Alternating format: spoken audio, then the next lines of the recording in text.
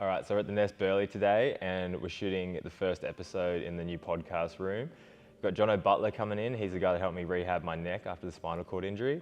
So he's going to come in, we're going to talk about him growing up in Tassie and what that was like. We're also going to go into him being a triathlete for a little bit and then how that kind of transitioned him into more of a holistic coaching and kind of change in direction of what he's doing with his life. So he's been a great help to kind of get me back firing and ready. Now he's going to come in a second and we're weighing up whether we do a very natural, hey, how's it going kind of thing, or we stage it. So we might do both and we might put both in and see which one works better, see which one you like more. And then maybe for the next guest, we'll either work out if we're going to stage it or whether it'll be real. But yeah, stay tuned.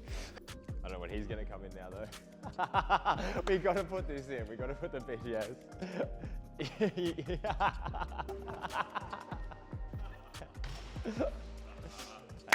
Oh, we got the slap as well. As a connection. Welcome to the Nest, bro. So cool to see it come to life. You want to see, this is the crown jewel. But when I did it, I was like, let's do a Wim Hof before we go into it.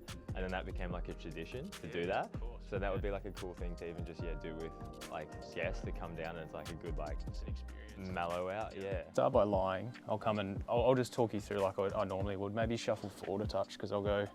So one of the big things we've been sort of like working with here is like after Dean's accident, there's been like a head shift. So I've sort of really been working with the alignment aspect, finding that new support for his nervous system in your own timing, inhaling for 4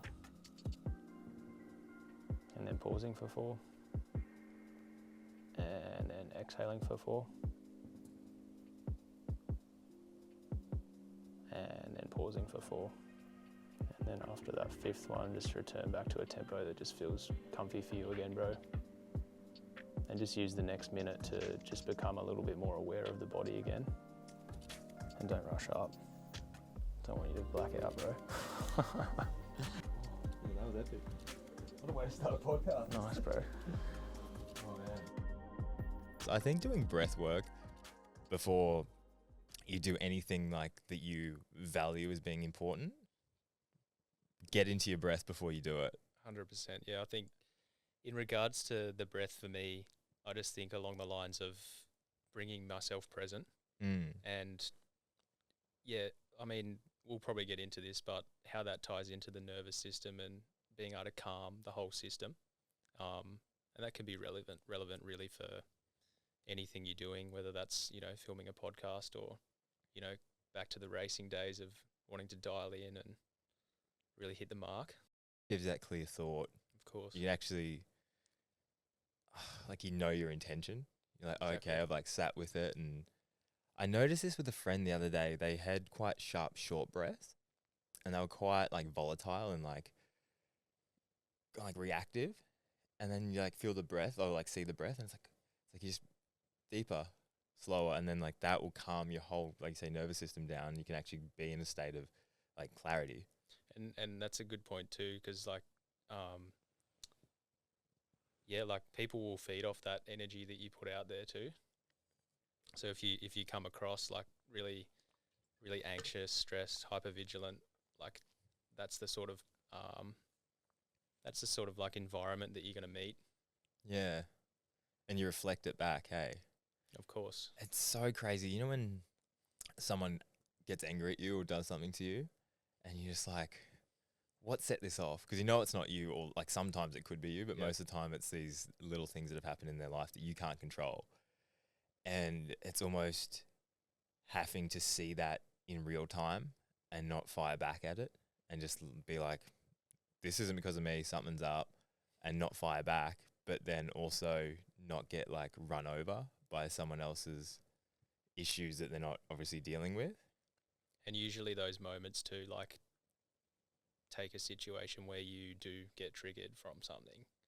That's 99% of the time a reflection that energy is residing in you somewhere. Yeah. Yeah, exactly. And quite often it can be something that you get frustrated at or triggered that you also do yourself. Yeah, it's like how you get that up and deal with it without being that super reactive angry person. Isn't like driving's like the perfect example, like with road rage and Yeah. someone cuts in front of you driving along the street, or a classic one for me is like, and I'll notice this if my energy's like off, or I am stressed, or in more of a like an anxious kind of like mode. I find coffee does it to me if I overindulge on the caffeine. But just the classic being at the intersection next to someone, and say you're in the lane that would usually have the right of way, but someone sneaks up to the side next to you and they cut in front of you off the mark. But that's something I'd also do myself if I'm in that state of mind. Oh, bro. Well, that's the whole thing. It's like most things that we get really angry at, we see in ourselves. That's why we fight with our siblings so much, because they're like the closest representation of who you are as a person. Such a true reflection. And you like, oh, I get so angry at my brother when he would do these things, but I only knew I got angry because I did the same things, and I just saw it so like I could see it in him, and then it was like the direct reflection. So I'd get annoyed at him instead of getting annoyed at myself. And then you obviously have to learn to like let that go and go, okay, we are from the same family. We are going to do similar things. We are raised the same kind of way. But it's like how you break out of that to be like, no, I'm my own person in all these new exciting ways. But and so it's like trying to do that as well, and then lift them up with you and not look as though you're doing like something different. It was funny with I guess with what you do and the whole talking about breath and meditation and the holistic approach. Like I got my brother, I remember I drew him like a timetable. I said if he deleted Instagram for like a week, I'd write him like a schedule of like diet, working out, breath work. Like I just did a list of things, like just a little gym routine, meditation, no phone kind of thing. Of course. And I was like, if you delete the app, like Instagram, all that stuff, you delete it for a week, I'll do that. And he finally did it. So I wrote it up and I was like, okay, I wrote it. And I didn't talk to him for a little bit, and then got back onto him, and he's like, oh, I haven't even re-downloaded all those. Like it's been like 3-4, been like a month or so. He's like, no, I haven't even re-downloaded like Instagram and all this other stuff. And he's like, I kind of fell off the train with some of the fitness and these other things, but I've gotten really into the meditation. And the meditation fully like transformed who he was as a person. Like he was always like gentle, but he would have like those like reactive, get really annoyed about something and like overreact. And then the meditation, obviously the breath work, just like help him settle into like who he was. And then he never was as reactive, and he's like became this overall more mellowed out person. And it was just from that, I think, give and take of like, you do lose the phone, which will be good for you in the long run, which it was. It's like you're giving something, so then I'll give you something.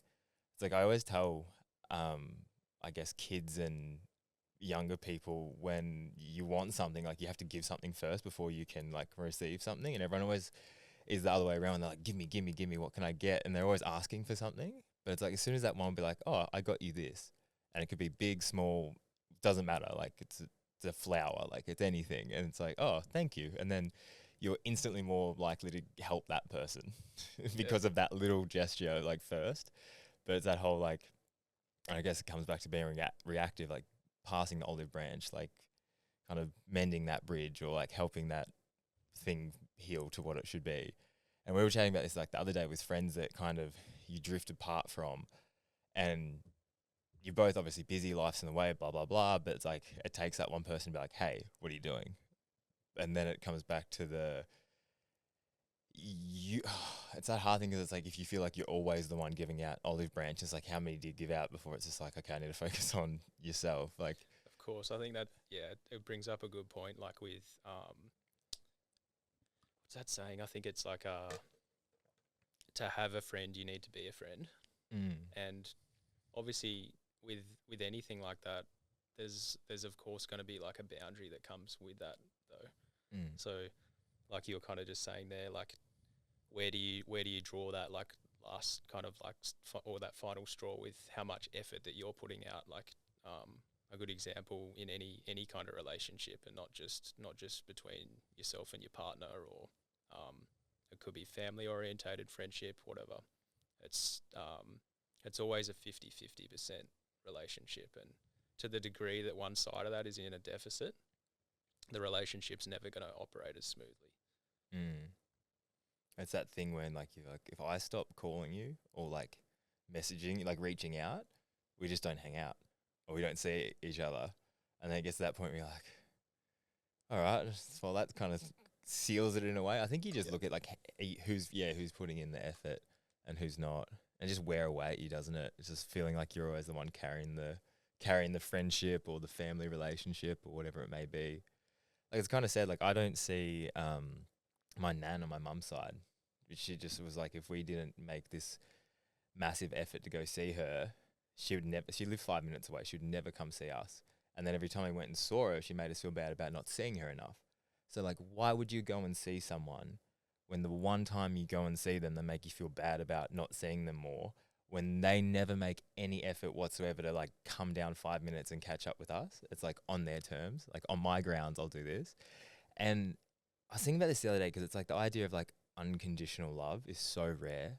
It's that so actually rare. It came to mind when you were leading into that just before. It's like you think of all, like unconditional love is such a thing that is just, because everything we do now, it's like, I will love you, but I want X, Y, Z back from you. And if you don't live up to that, you don't get this. Where I think it's like when you really do love someone, it's like the whole idea of like, I guess like the door's always open. I'm just going to be the best possible person I can be and hope you stay in where that is. And then that's all you can really ask for. It's like you can't have this whole like, I expect so much out of this person that and makes it so hard to live up to that. And then they feel like they're not inadequate in that relationship, and then they leave. Where it's like, you just show up and be your best person, love them for what they feel like they need to do. It's like when someone walks away, it's like, don't be resentful or angry at that. Be like, that wasn't it. I need to work on this, or that didn't work on that. But it's becoming okay with that and just knowing like that's another step into me becoming the person I need to be to then obviously attract the right person back, kind of thing. Yeah, it's like they're all just little lessons. I think what sort of ties in there too is the whole concept of like whatever situation you're kind of in and whatever you're dealing with at any given time. And obviously this is going to be relative for everyone. And I think to use your accident, it's a perfect example of it. You find yourself in that circumstance, but you have the power in that situation to choose, like it's a choice, to become a victim to that circumstance, or do you see it from the perspective of, okay, I've been put in this situation here today. What is the universe trying to show me? Like what's in this for me to learn? Like where is the lesson here? And of course, that can be very difficult when you're in the moment of that to see it that from that perspective. But I think with the whole, I suppose, to touch on the victim archetype, that is 100% a relative archetype to be to experience and to go through the emotions that are attached with that in any given time. But there also does come a point in time where something needs to be done about that in order to move forward. And it almost turns into, okay, well, I've got myself into this situation. Now what? Like, what do I need to do to sort of get myself through to this next phase, whatever that might be, in that circumstance? I was thinking this the other day, where this whole be a victim thing, it's like, get these two options. It's like, okay, your parents don't love you, so you're going to be a victim. You're going to use that pain to be a better person and like go through that and become who you should become. Like, they're your two options right there. It's a victim, the world's against me, but then you can use that in so many different things. You hit a tree, you thought you were going to get paralyzed, you can't walk, you're about to retire, be a victim. Okay, use that, be better, do more, see, get better perspective, like grow, do more. And then it's like, you can use that you just lost your job, your girlfriend left you, your wife left you, you're in a car accident. Like, life is going to throw shit at you. And if you play that victim card, no one gives a shit. You just bring everyone else down and make everything feel worse. It's like, it's even when I talked about the other day, a guy called me, had a spinal cord injury as well.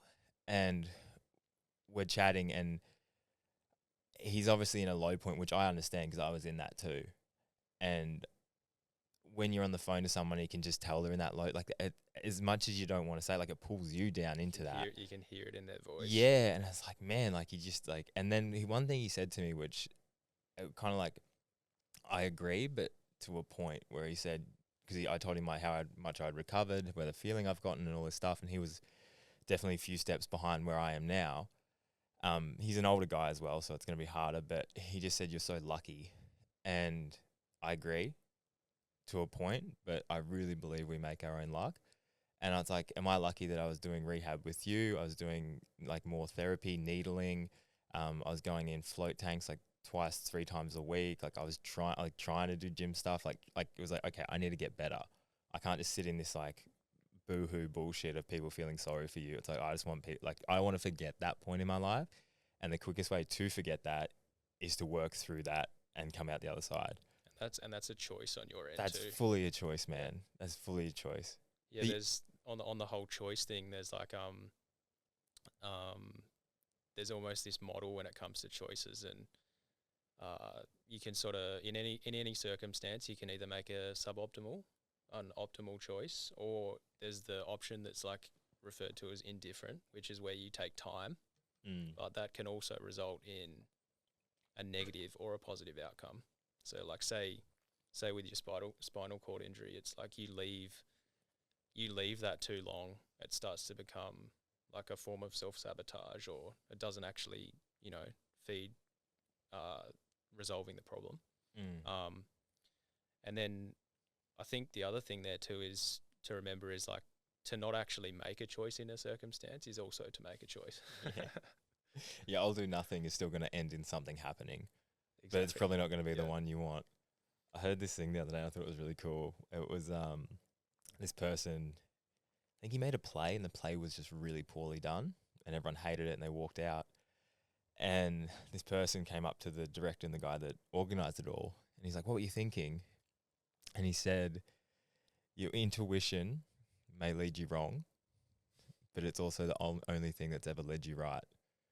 So it's like listening to that. Yeah. There's going to be mistakes, but listening to like your true self of like, what do I want to do? Like that's the decision you do. And then coming back to the breath, that breath helps you, like, it's like a map to that decision. Of course, yeah. It's like emotional intelligence, and it's like just a fancy way of saying, listening to your intuition. But I think you find that can be developed like a muscle. It's like it's something that's learnt over time, and like the breath as well, yeah. Exactly, and breath. It's a really good point to bring the breath up with that too, because the breath is something that allows us to become present in the moment, as I was saying, and allows us to be more in tune with that connection that we have, to our heart or to our soul or our intuition or whatever you want to refer to it as. Yeah. What is your intuition really? Like you think about it, it's like the deepest part of what you know you should do. It's like your soul is like your intuition of like where you think, okay, where does this want to take me? And actually listen to yourself. You're never going to get the wrong answers or go to the wrong places if you listen to like your like true self of what you know you need. And this comes back to, I heard it actually through Taylor Cecil, which is obviously a guy I helped with your coaching. And he talked about like the I, we, and all principles. Yep. And how we've got it obviously backwards with all we and I, with obviously like connections with yourself being the primary thing that you need to focus on. Like the whole, when you're on a plane and the oxygen comes down and it's like, who do you help first? Like the person next to you or you? It's like, put it on you or else you're going to pass out and not help anyone.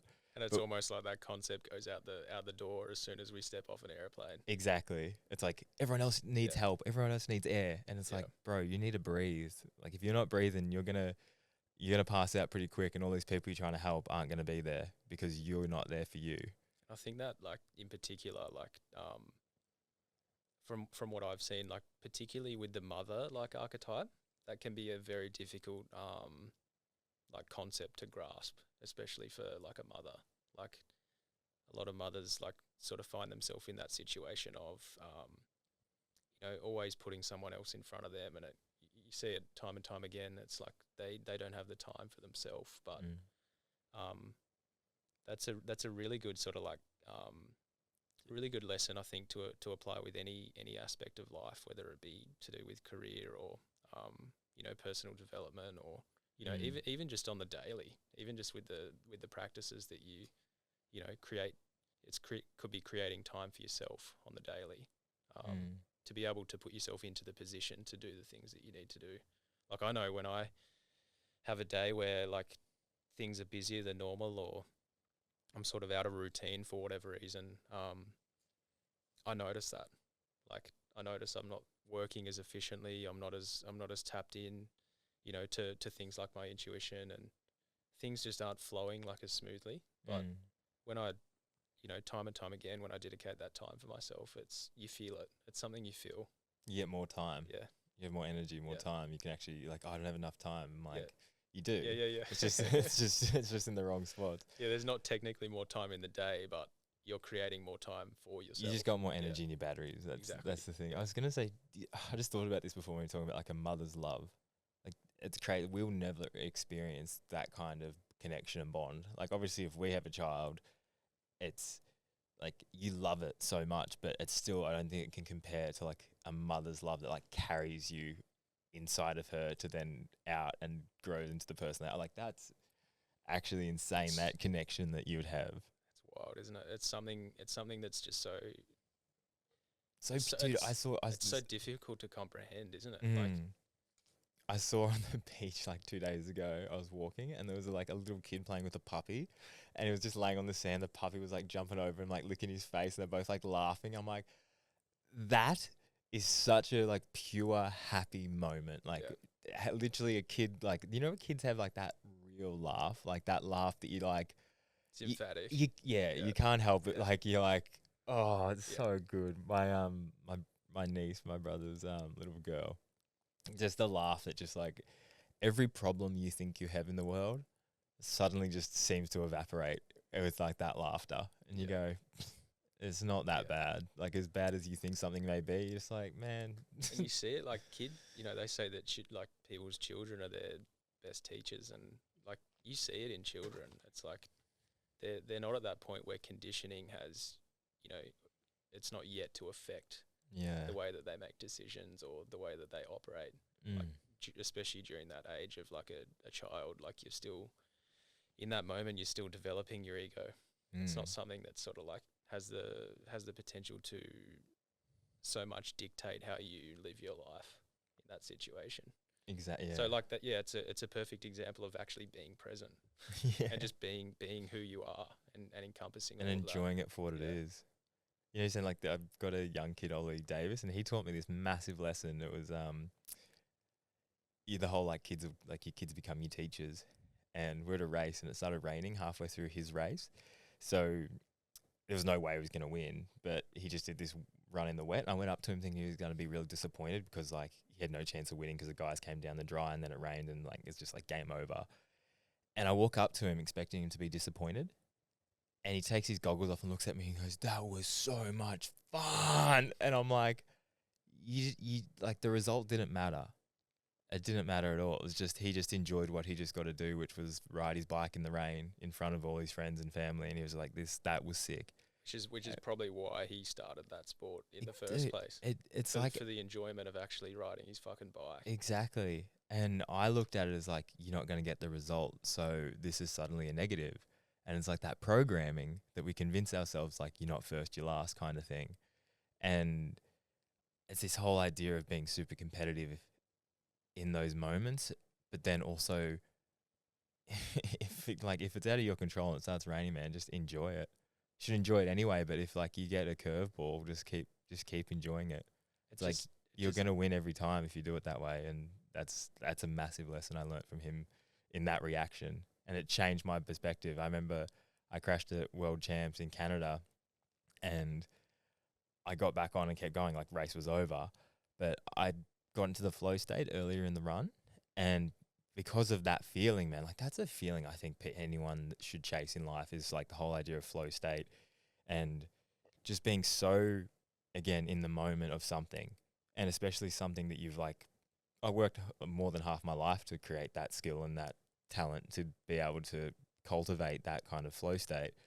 And that's like the ultimate goal in life, I think, is to just be in that, because it's like you're just so engaged in this moment of just like nothing else matters. You're so focused in, and I only got it a handful of times in my life. And sometimes I get it honestly in speaking, when I'm speaking to like a crowd or like a group of people, I just lose myself, and like you're just in your words. Like you're coming, it's like straight. There's no thought. It's just like, this is me. And you're like, whoa, where did I go then? There's no filter. No, but it's like everything. It's just like, it's coming from somewhere that's like almost like, it's just authentic. Yeah, yeah. It's just yeah, man.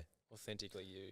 But and it's an interesting, like, it just came to mind to me then, but like I feel like, I mean, this could be relevant for not just athletes, but in the whole professional athlete kind of like realm, it's like a hard line between like, you know, you probably started mountain biking again because it was something that you enjoyed, and encompassing the enjoyment and the fulfillment that you get from doing that. But when that becomes your job, it's like, it's a really like fine line between like creating that balance where you can still enjoy that versus like, oh, I'm actually having to do this as work, so to speak.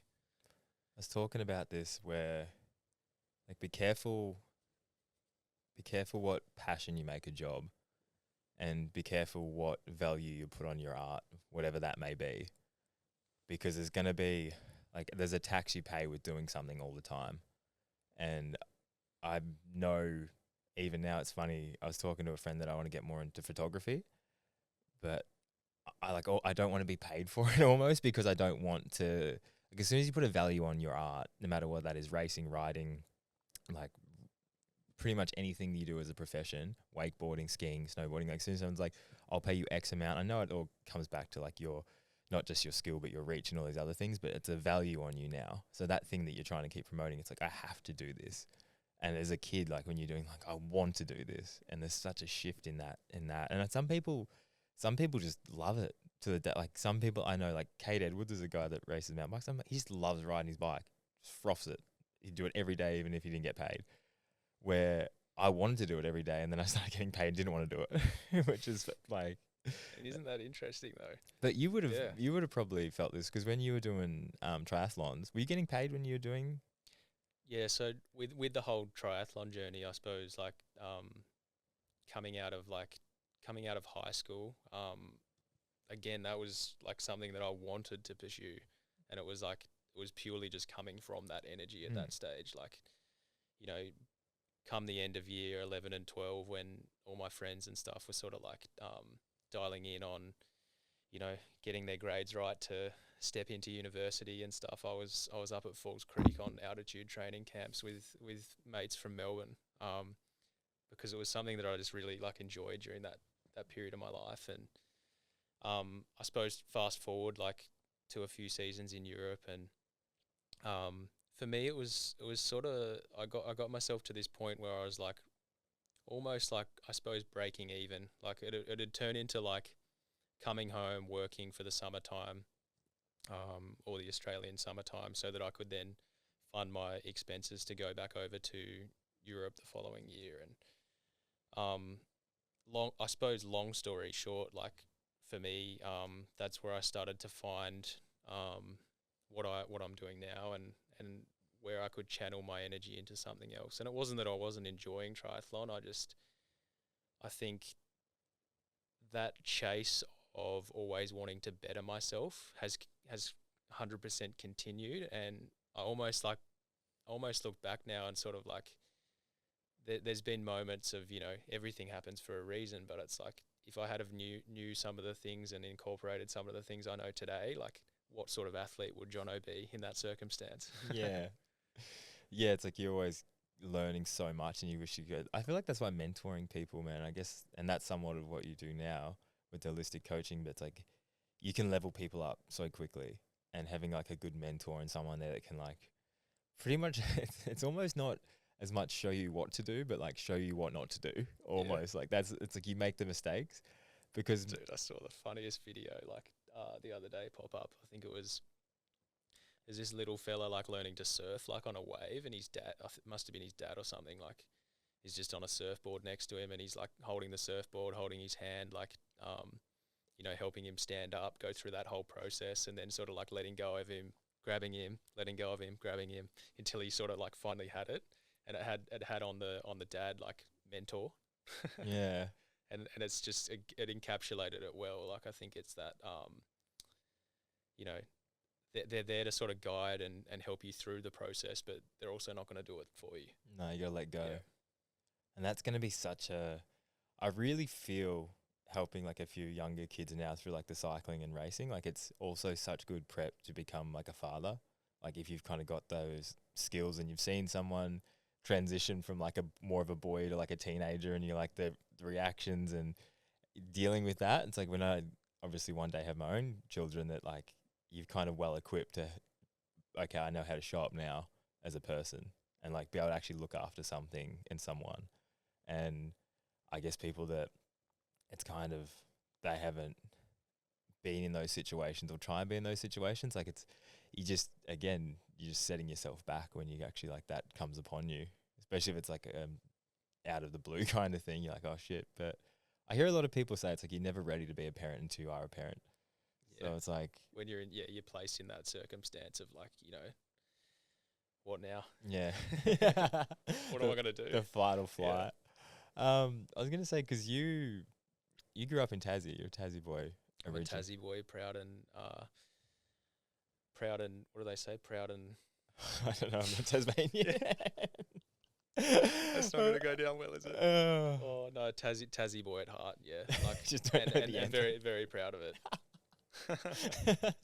No, Tassie's no, actually amazing. I think there's this thing with Tasmanians, and just like it seems to be a theme, and you sort of notice it a lot with I suppose particularly the athletes. Like it's a common theme to not forget where you're from. Yeah. And for me growing up in Tassie, it wasn't until like I started pursuing my sport that I started to move away. But it's interesting now, like going back and just with the development that I've done on myself, and just with a new perspective on things and stuff, like especially going home over the Christmas period, I normally try and get back and visit the family for a few weeks every year, and I have this like deep appreciation for the state, and it's almost like living away from that has given me that.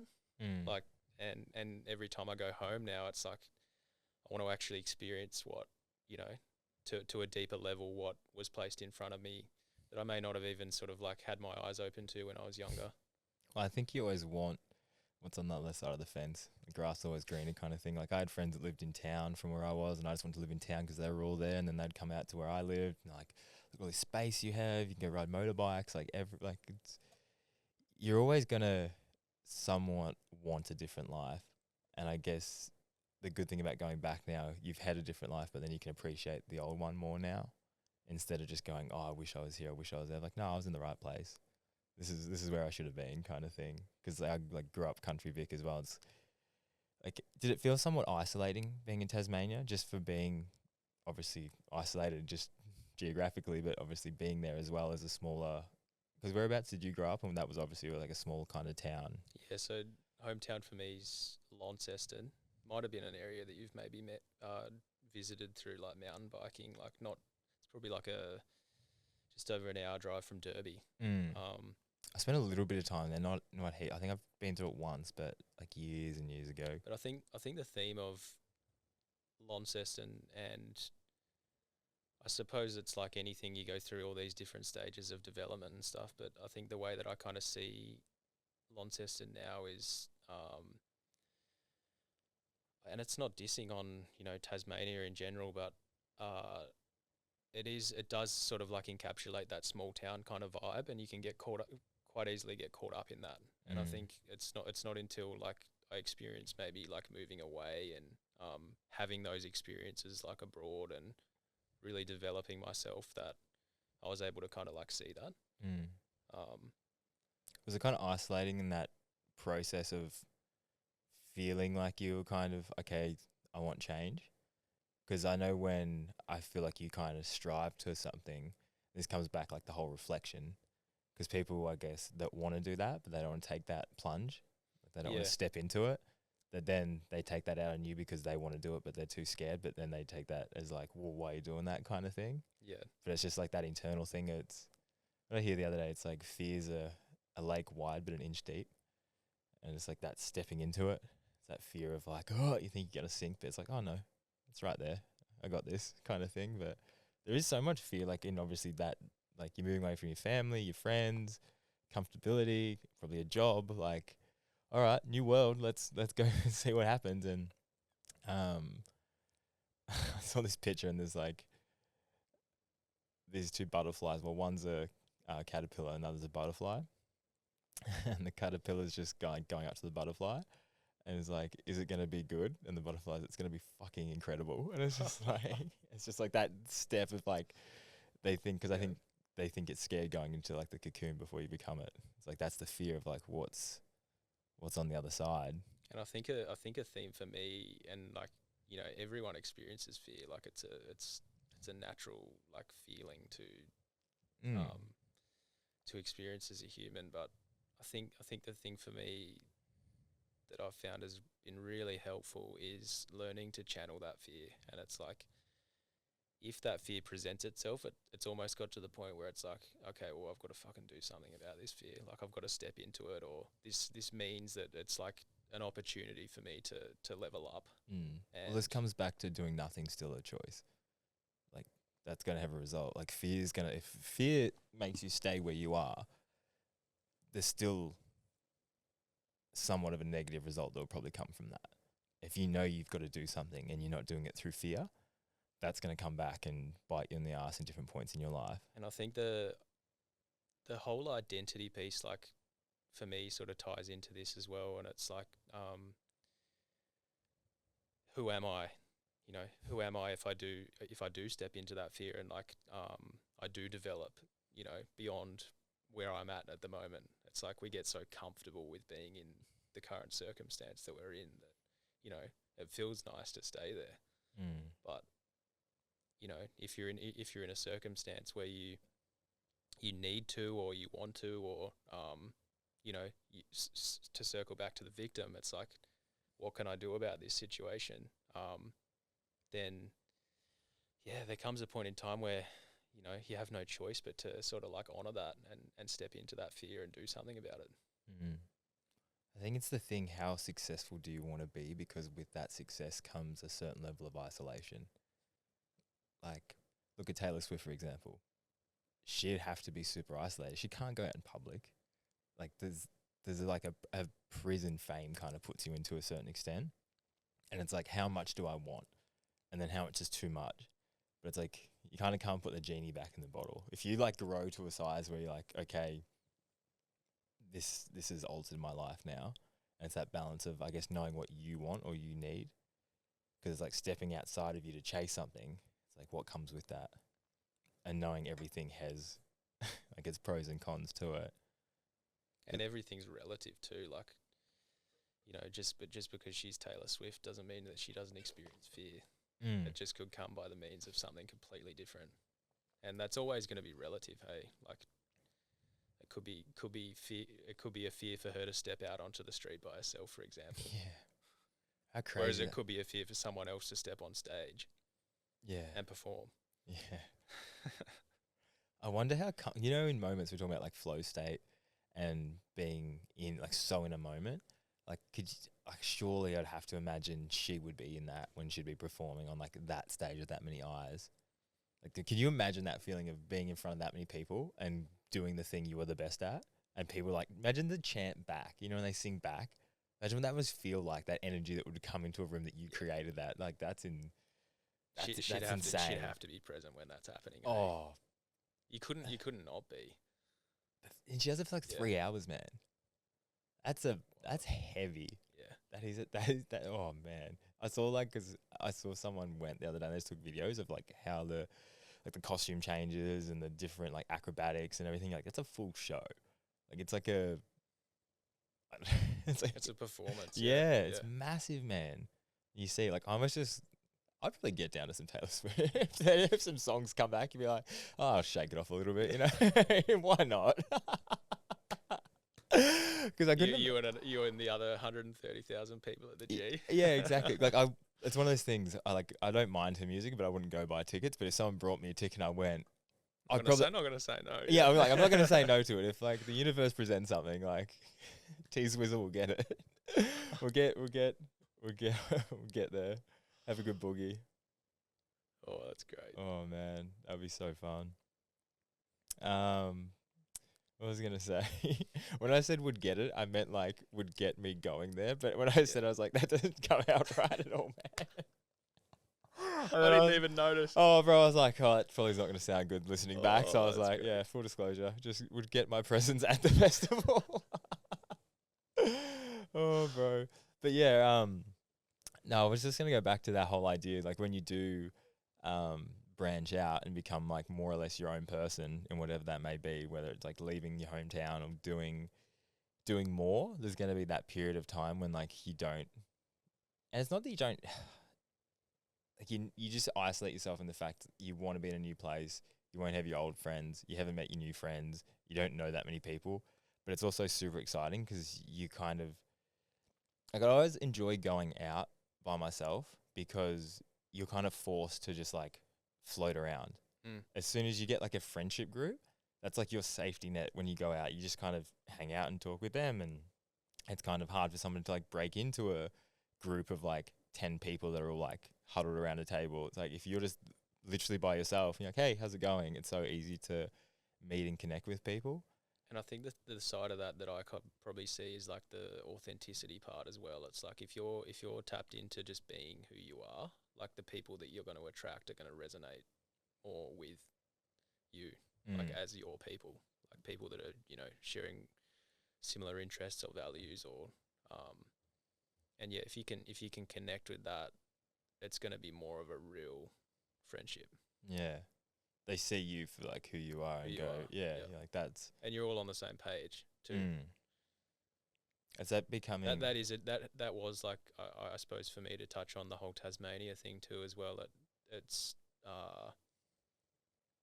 initially was a challenge, like moving interstate from that perspective, and you know, because you move away, you've got like all of these people, especially being from a small town that you associate with, you know, whether it be from, you know, for me mostly to do with sport really, and all the people that you meet through there, the amazing people, but you know, you move away and then all of a sudden that's to a degree not taken away from you, but it's not as easy to access in that circumstance.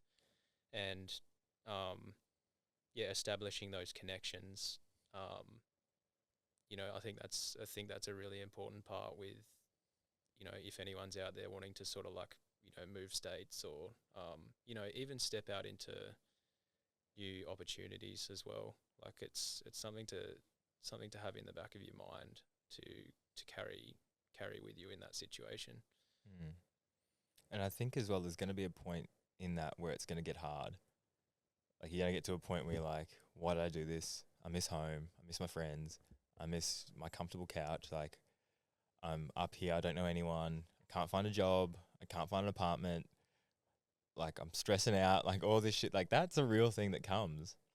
When I first moved up here, I was living out of my van just up here for like 3 weeks, and they got real strict on people like camping in vans after COVID. So when I came up in 2019, I'd just go like sleep at Burleigh Beach, and there was barely any, like there was like just no one there kind of thing. It was just very quiet and chilled. And then after COVID, I think everyone got vans and was just like, well, I'm going to go just travel and live by the coast and be a hippie kind of thing. And then I came up and it was like way more strict. So I was like, I had to find a place to park most nights, and like I just go to parks and stuff like that. But it's like you get to a point like I don't want to live in a van anymore. Like I want a house. And I remember having that point of like, is this the right thing? Do I want to? Because I went and looked at apartments and houses and stuff, but they don't want to give it out to a 27-year-old kid that is by himself when there's like a family or something that's what looks way more reliable kind of thing. Even though it would have been fine, but they kept getting rejected, and then eventually you find the perfect place. And it was, you know, when you get rejected from something and you go, oh man, you get so down and like, oh, you can take that one of two ways. You can get hit with it, man. And I got hit with it. I got this place and I was like perfect. It was like in Burleigh. It was right near like James Street and stuff. It was going to be perfect. It was big enough. I was going to put a podcast studio inside the house because they had like a room like this, and I didn't get it.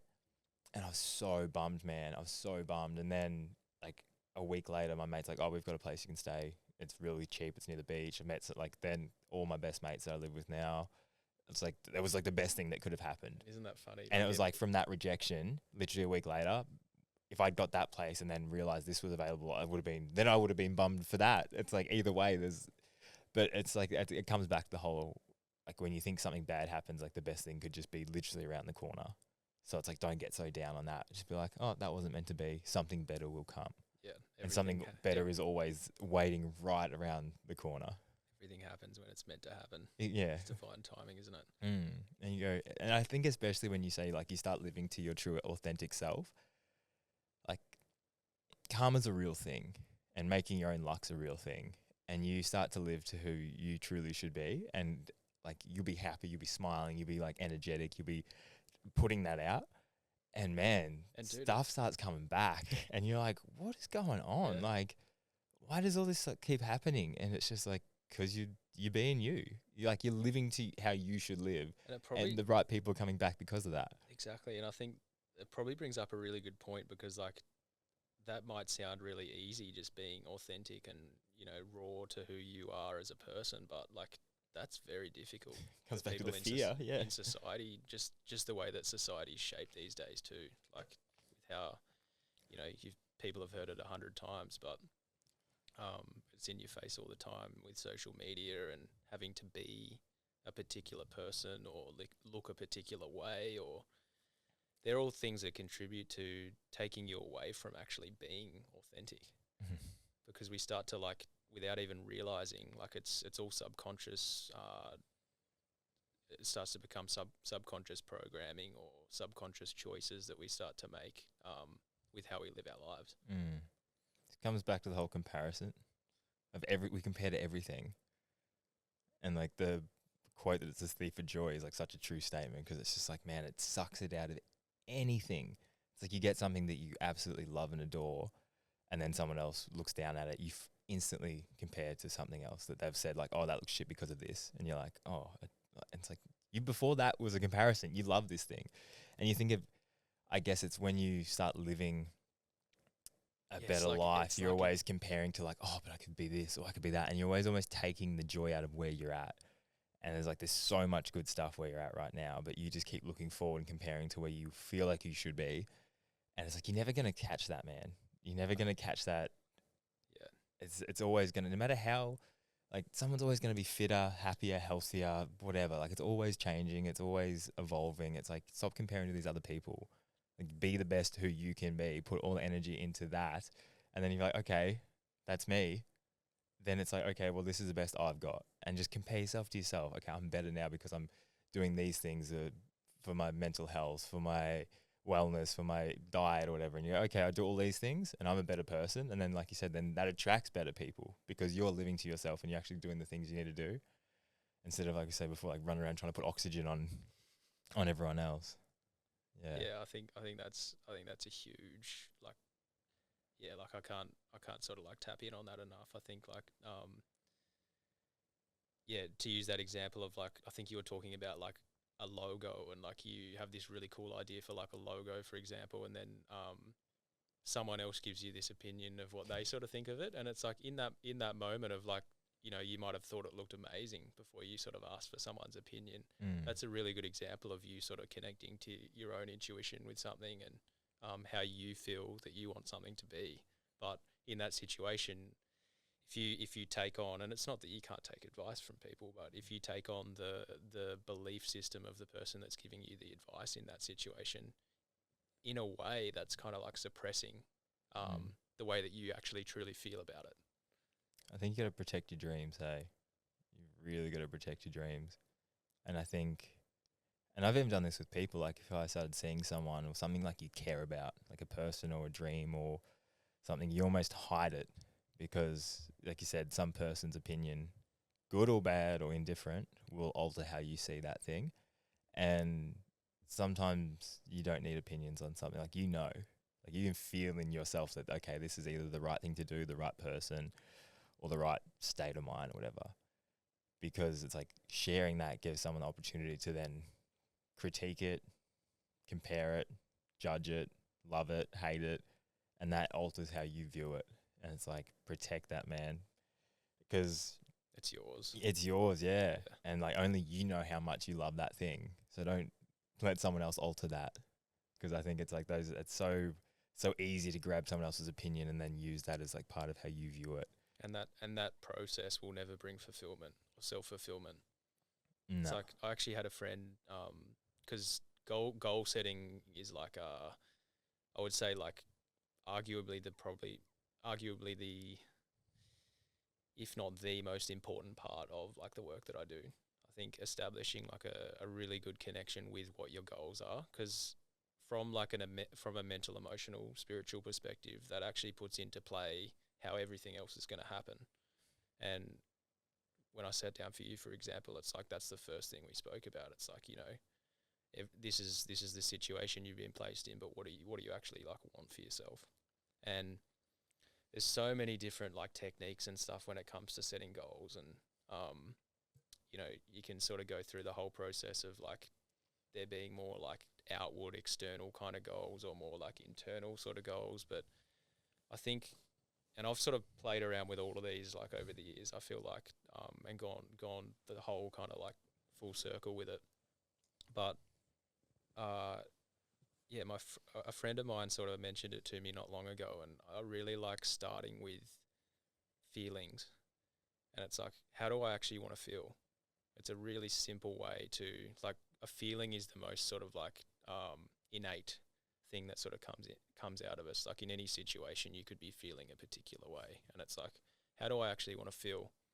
And it's pretty much why we do anything. Well, it is why we do anything. Exactly, and it's like it sounds so simple, but it's so easy. It just makes that whole process of planning goals simple. So you can start with, okay, like I want to feel a particular way. Now, if I sort of backtrack a little bit further, or continue on here, like what do I need to do, or what do I enjoy doing that can bring me that feeling, rather than starting with like core values, or you know, an external goal, or like something that's like a destination. It's like it gives you the most primal kind of thing, which is the feeling, to tie in with the rest of it.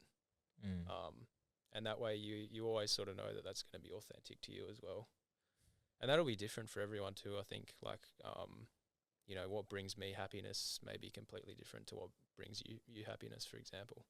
What do you reckon brings you the most happiness? That's a tough question, eh? How would you answer it? Other people. Like if I get a reaction from someone, like a really genuine, like positive reaction, that's me. Like I really think when you're around like a big group of friends and you're just laughing to that point where it hurts your stomach. Like to me, that's like what's better than that? Like I think like that feeling. Notice how that's a feeling. Yeah, like that feeling like, of just you know, like lost in just happiness and laughter, and just doesn't really matter what you're doing. Like it could, and yeah, you could probably tie back to being around friends. There's connection there. There's like it's connection. It's meaningful relationships. Blah blah blah. But like the feeling is the thing. Yeah. Like and it could be, you know, you could be doing something. I mean, to go back. It could be that you were riding around with mates, and mountain biking was something that you first like enjoyed and really liked doing, but then you tie that in with doing that with mates, and the feeling that you get from that, and experiencing that. I miss what mountain biking used to feel like to me. Like I miss enjoying mountain biking as much as I did, and I don't know, maybe now there's like not really any pressure to be or do it. It might come back, but also I think I just like you change as a person. Like I've been trying to learn how to surf more. I get a lot of enjoyment out of that. Like it's new, it's exciting. Every time I go out, I get a little bit better. I get humbled, or like something happens. It's like, oh, it's all like, and every time I go surfing, I feel like I get like a little bit better. When I'd go mountain biking, you kind of like stagnate to a point where you are really good, but it's like it takes so much to get that little inch better. It's all those like little 1% things. And I guess that over time just becomes draining, because you're always like, you're not doing it for the love of it, you're doing it for the want to keep it as a job, I guess, and keep like it's obviously you get a good feeling when you do well, but yeah, I think just your wants and stuff shift so much, and they change. But I do miss that feeling of when I'd be riding in like my best ability, and it's just like you just I don't know, it's just effortless and fun, and it's just like it takes so long to craft that level. And I don't know now going back whether, because I haven't touched the mountain bike since the accident, and it's funny, I'm going to Tassie for this hardline thing, and I'm like, asking people if I can borrow a bike. So I've got someone to ride around. I'm like, this is the first time riding a bike since the accident. It's not that it's like a fear, but still just like a thing, kind of. You know what I mean? It's just like, oof, last time this happened. What would you say is the initial sort of like feeling with, I suppose, like, firstly, like entering that scene again for the first time, but like, I mean, then tying in like, just the thought of getting back on the bike and getting back on the trails. I'm excited, man. I'm really excited. It's going to be nice to see everyone, because I hadn't seen, since that weekend that I had the accident, I haven't seen anyone really. But then it's coming back to looking like I'll look completely fine and probably be on a bike and be like, whoa, that was a like very vast difference in this time. But it's just like, just seeing everyone again. And I think, you know, when you see someone and you can see they were genuinely like concerned for you, and like you feel that, like you feel it in someone, when you see someone's eyes, like the eyes are just like, oh man, you like, like you worried some people, hey? So it'd be nice to see people, I guess, were obviously really concerned about me, and I guess that are in that world still, so they know it's like, I guess there's like when Brooke had his accident, it puts it in your brain that can happen to someone, and you don't want to think about it, but it's like it's a reality. And I guess once you live it, you're like, oh shit. And then you see something like Dave McMillan, a good friend of mine, he crashed on like 100-foot jump down where we're going to race, and just like broke himself and like lost a tooth. And yeah, it was quite heavy, but it's like, that's a reality, man. Like it can go wrong, but in saying that, it's like you do the work, you heal, you get back, you show up. And like everyone's like, when are you going to ride again? I was like, I don't know, but I definitely will. Like, it's not like it's never going to happen, but it's just like kind of waiting for an opportunity. I remember when you came in firstly too, like that was when we were going through like what your goals kind of were, and I'm sure you wouldn't mind me saying, but like that was like last priority on your list. Yeah. I remember asking you about it, and it's like, yeah, I haven't even thought about that process. It's like, and I think that's a good point, brings up a good point too, around how like it's okay if the goalposts change, or like interests and what you enjoy doing, like you kind of mentioned with surfing, it's something new that you're picking up, and that's always going to change. Like I think a good example for me is like boxing. Like I've grown up my whole life doing aerobic sport, and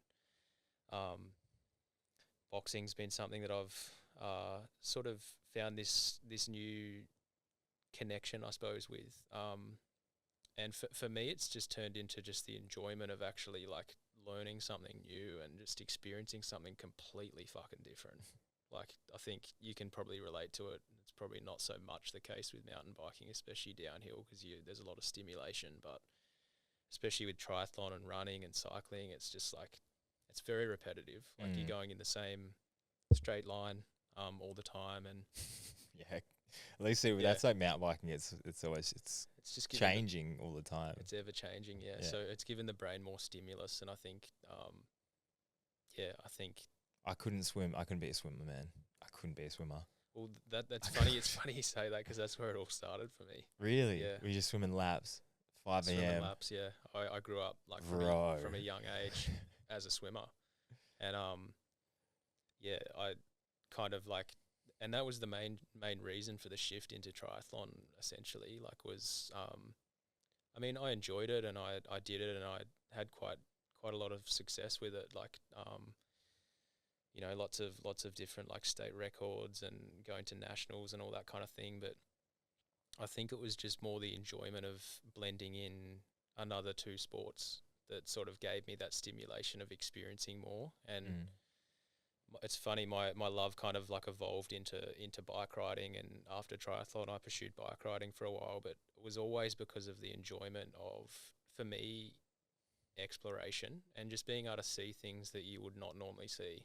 And from a different perspective, it's like you can go for a drive to all of these different places, but you never see it in the same way as what you would when you're cruising around for 3 or 4 hours and exploring just the most remote and random kind of like areas that you can find wherever you are.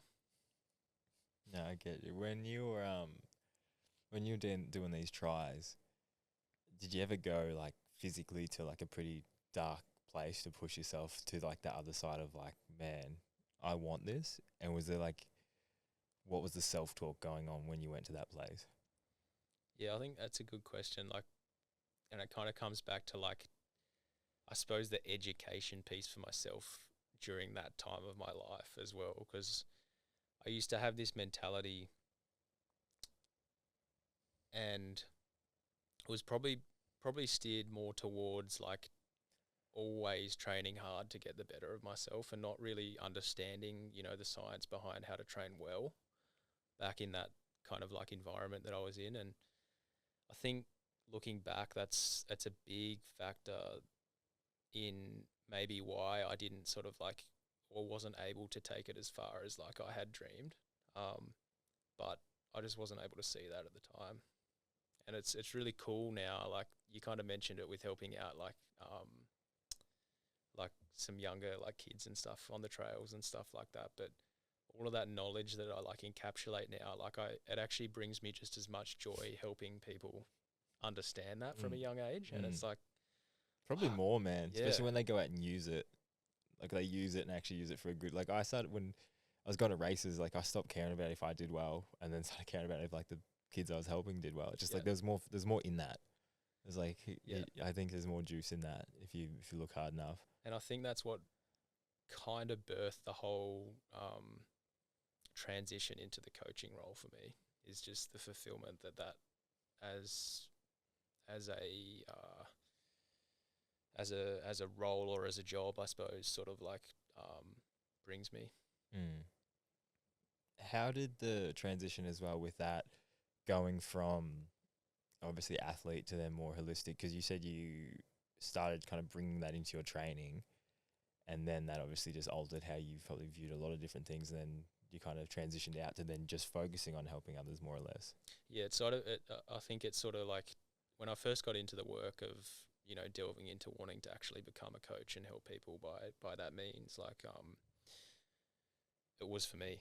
Like initially, it was because I was still in that athlete archetype, and for me personally, I just wanted to try and access every different type of modality when it came to like basically performing to the best of my capacity. And then the more I sort of got into it, the more that I actually realized that it was a value of mine to help other people. And whether that's to do with like some of the study or the experiences I kind of had throughout that process, like I'm not sure, but yeah, that's kind of what like tied it all together for me. And yeah, since then I haven't really looked back to like, I still enjoy training. Like it's definitely a value of mine growing up as an athlete to still be moving, like, and to still be working and using my body in unique ways on the daily. Do you feel like you get a lot of clarity out of absolutely kind of hosing yourself on some kind of physical activity, whether it be like, just say, you know, when you do like massive mountain bikes, like a road bike sprints, or like go on a big run and really like get your heart going, but then as you almost come out of it, you just like, you're so clear. It's like you push yourself to like breaking point. And I feel like it's like, that's when you kind of like, okay, who's in here kind of thing. Like when you kind of have to push yourself to there, you go, okay, well, because we all say we'd do something in the moment, but realistically, if you aren't in that moment, you have no idea. And that's why we have so many like keyboard warriors and people that say, oh, I'll do it this way, I'll do it that way. I'm like, you don't know. And you'll never know unless you get put in that situation.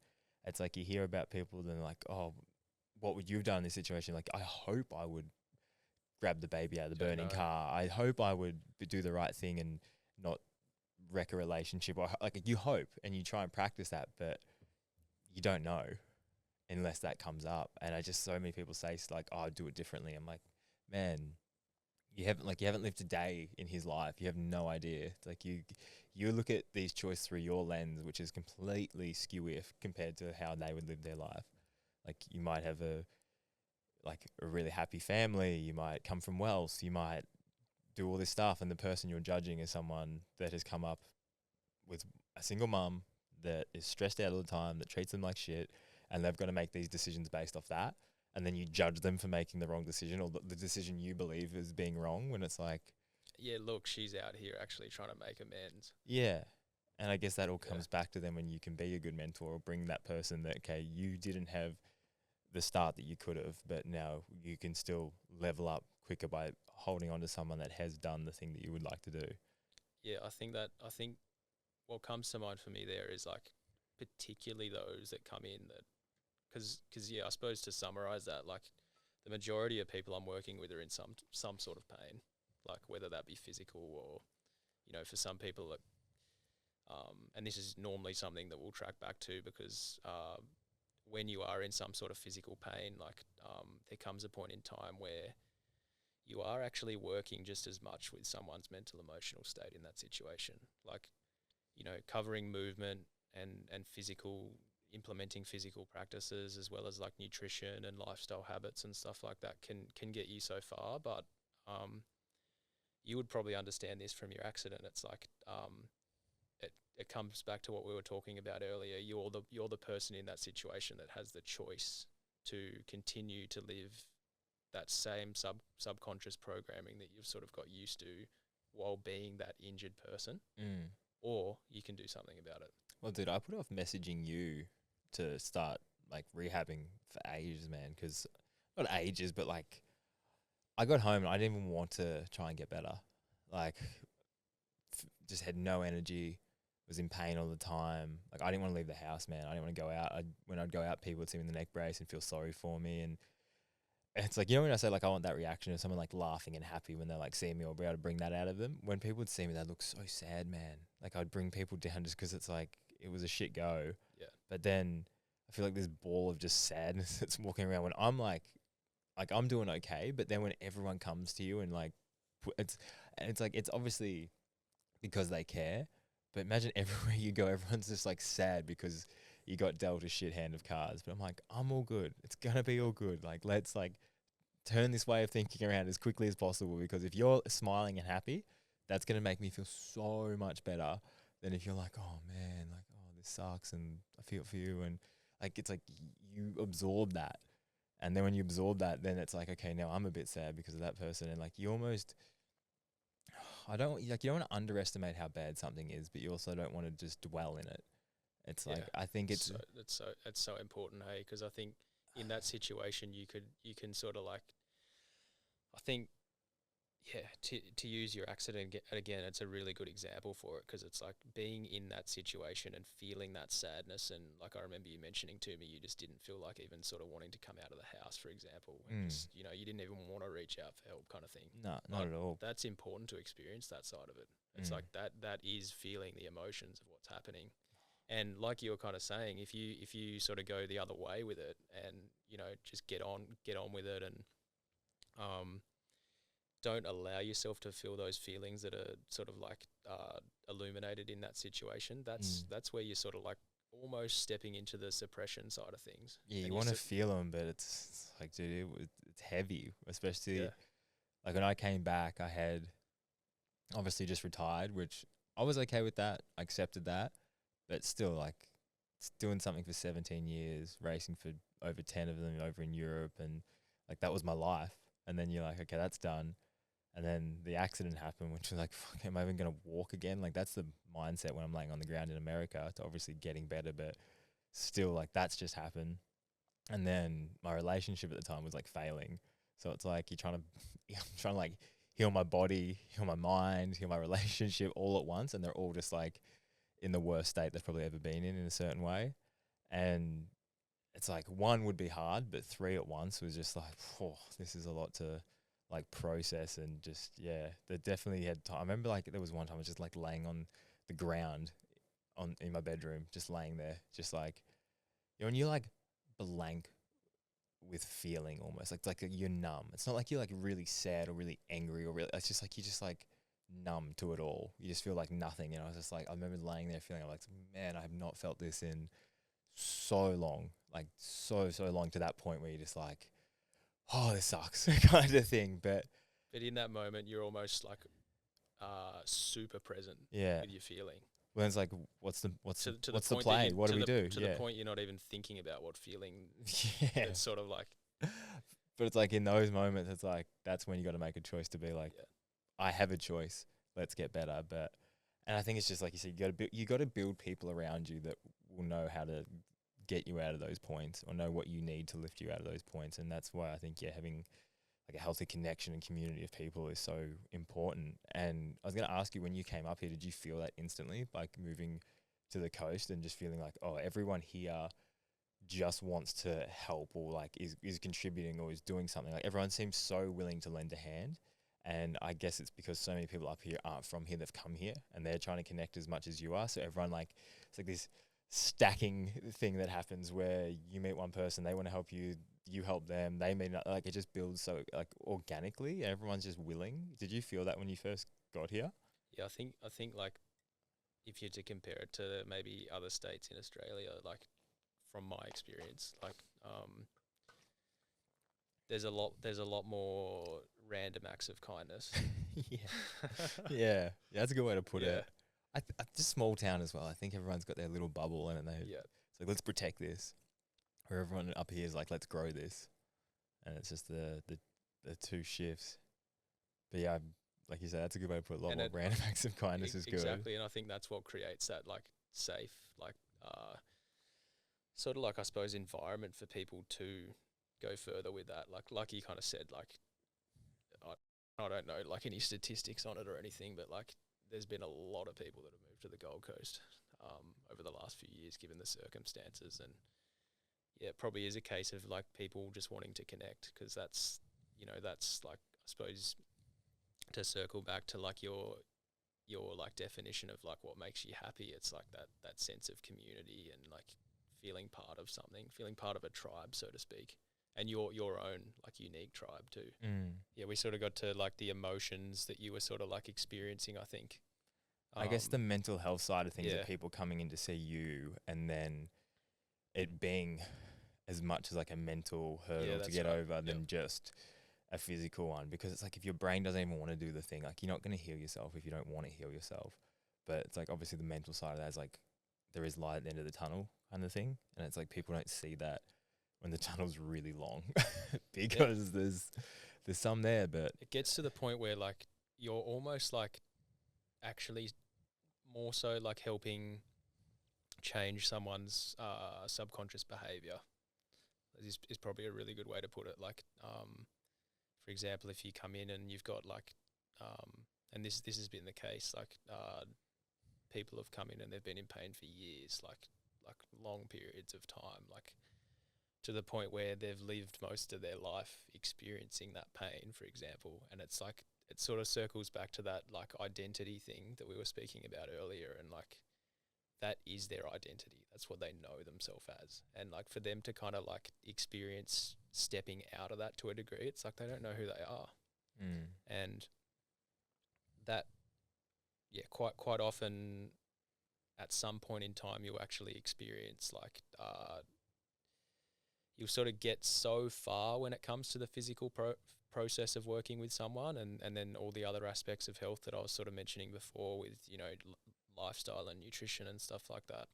But if you want to get like to the bulk of like resolving like an underlying issue, you're working with that level of that mental emotional side of things. What do you think the biggest common denominator is when people come in with an injury, for why they haven't come sooner, or what was like holding them back from trying to heal this pain that they had? I think there's like, the first thing that comes to mind for me is like the confidence factor. Like, I mean, I feel like you could probably relate to this, like with what you were saying before, but like, feeling a particular way, like, and for that to like, continue on for a particular period of time, like you can lose a lot of confidence in that process of something like that happening, and almost like become, I suppose, afraid of asking for help. But yeah, that's a big one. Hey, like I remember when I was in the airport, and like people were like, do you need help? And I'm like, I don't want to say yes, but I really do. Like, I'm not in a good way right now. And like, fuck, we're all guilty of it, but it's like, how often do you actually like open yourself up to receiving love from other people? It's especially like, strangers. Yeah. It's like, if it could be just someone offers to do something nice and simple for you, like, I holding the door open and you're like, oh no, I've got it. Yeah. It's like just embracing like, you know, the love that others have for you. I think so many, well, this is or offer it. I think, you know, like a public setting now, there's so many times where like love or kindness it's done to be captured and like distributed out. Like viral videos of kindness are just a thing, but that holds with it. It's like the whole unconditional love thing. Like I'll do this nice thing, but only if I can film it and post it online and people can see it. And it's like, it's not really unconditional. It's like you're doing something for something, which I also love the idea of like spreading kindness. But I think everyone's so programmed to think if someone comes up to you and offers you love randomly, that there's like, where's the cameras? What's behind this? Like, what's the catch almost? And I remember a good example of this. Me and a friend were in Bondi, end of 2022, and we're just walking down Bondi, and they had like a little supermarket, had roses out the front, and she's like, "Oh, we should buy some roses." And I was like, "Oh, okay, like just whatever." I wouldn't normally do that, and I remember buying them and actually smelling them. It was the first time I really just like smelt roses properly, and I was like, "That smells great." And I just like, it was this moment of like the whole stop and smell the rose, and it was like this epiphany moment of actually doing that. And then as we were walking, we're like, we should give them out to people. And this is just like, I think this was in like October or something. So like not really like Valentine's Day or anything. And we started giving them out to people. We're like, would you like a rose? It was like an old lady at a bus stop. It was like two guys. Like there was different people as we walked down Bondi. And every person we gave one to was kind of like, what's the catch? And I think that's such a common thing now. It's like, what's the catch? And if someone just shows you random acts of kindness or love, you think, what's the catch? And it kind of takes away from it. But I guess up here, like we're saying, more people are like that, where there's no catch.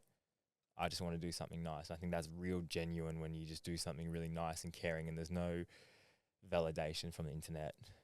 And this comes back to, I guess, if you care for something, you got to protect it, because like that's a pure moment. And if you film it and then put it online, if no one likes it, then you don't think it's a pure moment. You think, oh man, it's a failure. Or if someone comments something like, oh, you're this because of that, because it's just like, it's all these things can tarnish certain moments that you try and capture, where if you just do it for the sake of doing something nice, it doesn't, like it's a net positive win just because you didn't capture it all. Yeah. But I think, yeah, just coming back to people now, I think you're a bit, they shut in on themselves, because they're like, they've either been burned or seen someone get burned or seen someone get cancelled or something happen, that they're almost like, everyone treads so lightly now that comes back to that like numbness. Yeah, it's almost like they're making the decision based off their past experiences. Exactly. But then everyone's kind of like, numbed by the comparison with social media and how other people show up and all these different things, that you kind of like, well, I don't want to feel too high and I don't want to feel too low. So I'm kind of like in this middle ground of like just getting by. And it's just like, man, you'd rather, sometimes when I feel really bad, I get, like, you're obviously down, but I don't think you can feel really high. Like, I think if you're an emotional person, they go both ways. And I think that's kind of, it's great and it's terrible at the same time, because, for like each high has an equal low, but vice versa. But I'd rather have the difference in both than not having, like, being numb seems like the worst possible thing. When you die, you flatline, you're numb. Like, your heartbeat goes up and down, it's constantly changing. So I think it's good to feel those things, but you just got to realize that as good as something will get, it can equally get as bad, and vice versa though. So it's always going to be bouncing back. It's almost like the whole meaning and understanding of like the yin and the yang too. You can't have light without dark. You can't have good without bad. Like, it's important to experience both and appreciate both of them for what they are. Yeah, like, exactly. Yeah, it's like, just because it does feel like it's a bad circumstance doesn't mean it's kind of like what you were saying before. You never know what's around the corner. And it's not even what's around the corner. It's what's in that pain. Yeah, that pain's got so many gems. It's not even once you're over the pain. It's like, no, in it right now. Yeah, like there's so much truth in pain. And if someone says something that really hurts your feelings, you're like, there's got to be some truth mixed in with that, or I wouldn't care. Like, if someone comes up and says something to you, I'm like, that's not true. Yeah.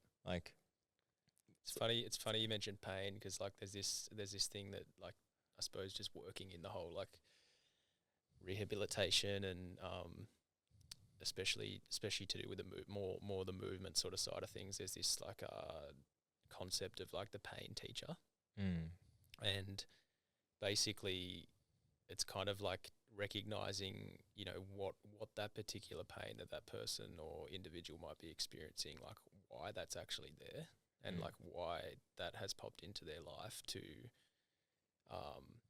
teach them a particular lesson. Yeah, what's it going to show me? Exactly. Yeah, it's like what's in this pain? What can I take out of this? What's the universe sort of showing me in this situation? What's it trying to illuminate to me, essentially? And like you see it time again. It's like the universe in that situation will continue to play out. It may not be the same thing every time, but until you listen to that, you'll still keep getting dealt the same card until you actually wake up and do something about it. Until the pain's unbearable. Exactly. Now I have to make change because there's no other option. Yeah. But you want to turn around way before that point. Yeah. Did you with your holistic coaching? Is that part of the Czech Institute? Because I know that's his motto, the whole pain teacher thing. Yeah. Paul Czech himself. So like, I think that's a kind of brings in a good segue into sort of how I got into the whole like this whole like side of things, like initially. And you sort of mentioned Taylor before, but this was actually when I was like still an athlete, like during that time. And in that circumstance or that situation I was in of, you know, wanting to better myself, I sort of took that avenue. And I always knew Taylor from triathlon. Like we actually, I think, raced each other a few times, but I wouldn't have even actually like known him personally back then. But it's funny the way the universe kind of worked in that situation. But it was actually my partner that reached out to Tay, and I kind of recommended her because she was experiencing I think it was ankle pain back then or something. And because she competes as well, doesn't she? She used to. Yeah. So she's Sums is like into her running, and she's more recently into her boxing. So she's actually looking at doing a amateur fight. Like that's on her bucket list of things to do. So yeah, we'll see how that goes. I reckon I'll be a bit of a nervous kind of spectator, to be honest. But it's crazy how it comes back to that whole love thing and like connection. When you really love someone, it's like, oh man, you get that feeling in your stomach. Yeah, you don't realize, and you can only like, man, you can love something and then you can't even imagine how much more you're gonna love like your own child. Like it's the levels to it. Hey, and it's like even with your girlfriend, like that amount of care, I'm like somehow that gets more. Yeah. And it's just how it is. But at the same time, it's me sort of like in that situation, like embracing that's something that she feels like she needs to do for herself. Yeah, you got to let it be her own person. That's her own choice, and that's her deciding to do something that's right for her in that circumstance too. But I think, to kind of like segue into that, like back into how I got into like the whole Czech sort of like side of things. It was through reaching out to Tay. I went along to like the initial like assessment that Summer had with him, and it was literally that day, I think for me, that I had this realization where like, oh fuck, this thing that like encapsulates so many of my interest actually exists as like a job.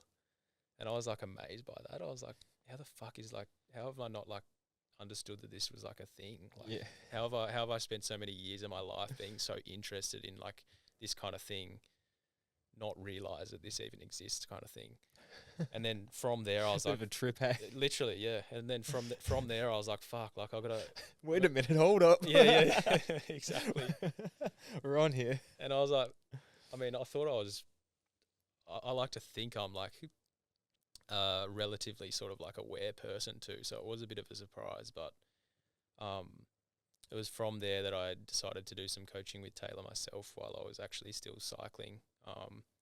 Just from the performance perspective is where it started, but that started to open my mind up into just so many more other aspects of health. And eventually that kind of like shifted into my interest of wanting to actually start to study the stuff. And initially sort of like began with some just material that Tay had sort of like passed on to me and that I found like really interesting to read. Eventually started enrolling in some of their courses, And then what actually moved me to the Gold Coast was I started like an internship with a mentor of Tay's, who he originally learnt off. Her name's Jan Carton, or she likes to be referred to as Kiki. And that experience that I had for 9 months with her was what sort of like fully like submerged me in the environment of basically what holistic health encapsulated. And also, like, I think I took from that like a real world understanding of like what it means to actually work with someone on that level as well. And from coming out the end of that internship that I had with her, I remember just like nagging Tay. I was just like, can I come and shadow today? Can I come and like watch you with your sessions? And then that turned into just like a regular thing where I'd be there like every day of the week in between like, you know, working a job. Like I think at the time I was still working as a lifeguard because it's something I'd done when I was pursuing triathlon, and it was really easy to work in between training and stuff like that. I thought your job was lifeguard. It's like there's definitely a theme of helping people that it's really blending into. Yeah. There's a bit of a picture for me here. Yeah, I was just saving lives and then yeah. helping people. But it's Exactly. like you realize that Yeah. like helping others is like, I feel like that's where you get Yeah. like the proper true fulfillment. I don't think you can ever get the same amount of happiness out of helping yourself as you can with helping others. Even though you should help yourself the most, I think it's like seeing someone else, especially like imagine like a son or a daughter or someone achieve something like that, level of fulfillment that you must feel in those moments would far outweigh, I think, what you could just do on your own. Yeah, and it like I said, it kind of started with me trying to do that for myself, and like firstly, like we were talking about, like Look after you first, encapsulating myself, but then it's like, to the degree that you've looked after yourself, is the degree that you can actually help other people too. Yeah, it's like, exactly. are you sort of giving from a cup that's half empty, so to speak? Yeah. But yeah, from there I sort of because I think I met you when you were shadowing, or I think you might have just started. Because when was it? Back in I literally remember that 2019. Yeah. I remember. I was living out of my van. Yeah, dude, I remember that. Hey, you came in with a mate, and like my memory of it was you came in like with like a massive like smile on your face because you were just stoked to be there. Bro, I was happiest point in my life by far. Yeah, by far. And like, I think I was like midway through a session with a client or something, and I pretty much stopped the session and had like a half an hour fucking conversation with you. I was like, fuck, I better get back to this, hey. But that was like right during that period where I was like sort of transitioning into coaching myself. Yeah. And, We had a great chat. Yeah, it was good. And I remember sort of like creating sort of like my own circumstance there where like I kind of like birthed a job out of nowhere, and like that also sort of like gave Tay the opportunity to start to like expand his business too. But for me personally, it was like the opportunity to really like delve into seeing more people and surrounding myself in that environment and that line of kind of like coaching. You would have seen how many people would come in, especially with that energy of just like, yeah, let's be here, let's get better, let's do this. Because it was so, you know, when like a random series of events happen with all different stuff. So when the reason I was coming up here was to catch up with Jace McAlpine and get on his podcast, Gypsy Tales, because I had this out of body experiencing when I was at my 24th and changed my perspective on life, and really big pivotal moment in my life. And I was like, I need to go talk about this and struggles that I had as a kid and how happy I am now. And I was just like a ball of energy. And I remember I was in my car coming up the coast, and I think I listened to the podcast that Jace and Taylor had, and it just, you know, when someone opens your eyes to why you're feeling certain ways, and it kind of like you're already feeling this stuff, and then someone kind of explains it to you in terms that you can relate to, and you go, man, what is going on right now? It's like all these pieces are coming together in this perfect order that just feels like this isn't real kind of thing. And then I got up here and caught up with Jace, did this podcast, met up with Taylor, and it was just like all these perfect storms going off that made this like trip. That's why I came in and I was on such a high, because it's just like life was just, remember I said when you live to your authentic self, things come back? Like the podcast with Jace was one of those things. Like me and Taylor at that time was one of those things, coming in and meeting you and doing the breath work, and like you attract all these people that should be there. And they will constantly keep you on that high because you're like feeding off everything they throw back at you, and you're like, man, like this is easy to feel like this when all you do is surround yourself with like those high energy good people that you know you should be around anyway. Exactly. Yeah. Sometimes it's just got to be the right person that tells you the right thing in that situation, and it's like, yeah, in that circumstance, it's like something resonates with you enough that it's like, oh fuck, we like, you know, share the same values, we have the same like thoughts on things, and I think everyone, the rest kind of happens from there, doesn't it? Like, I think we all think we're so different, but then when you hear someone talking about an experience that you thought only you might have gone through, and someone can explain it in a way that's so easy to digest, and like be like, oh no, there's more people that, and it makes you feel better, it makes you feel more connected to everything because we are.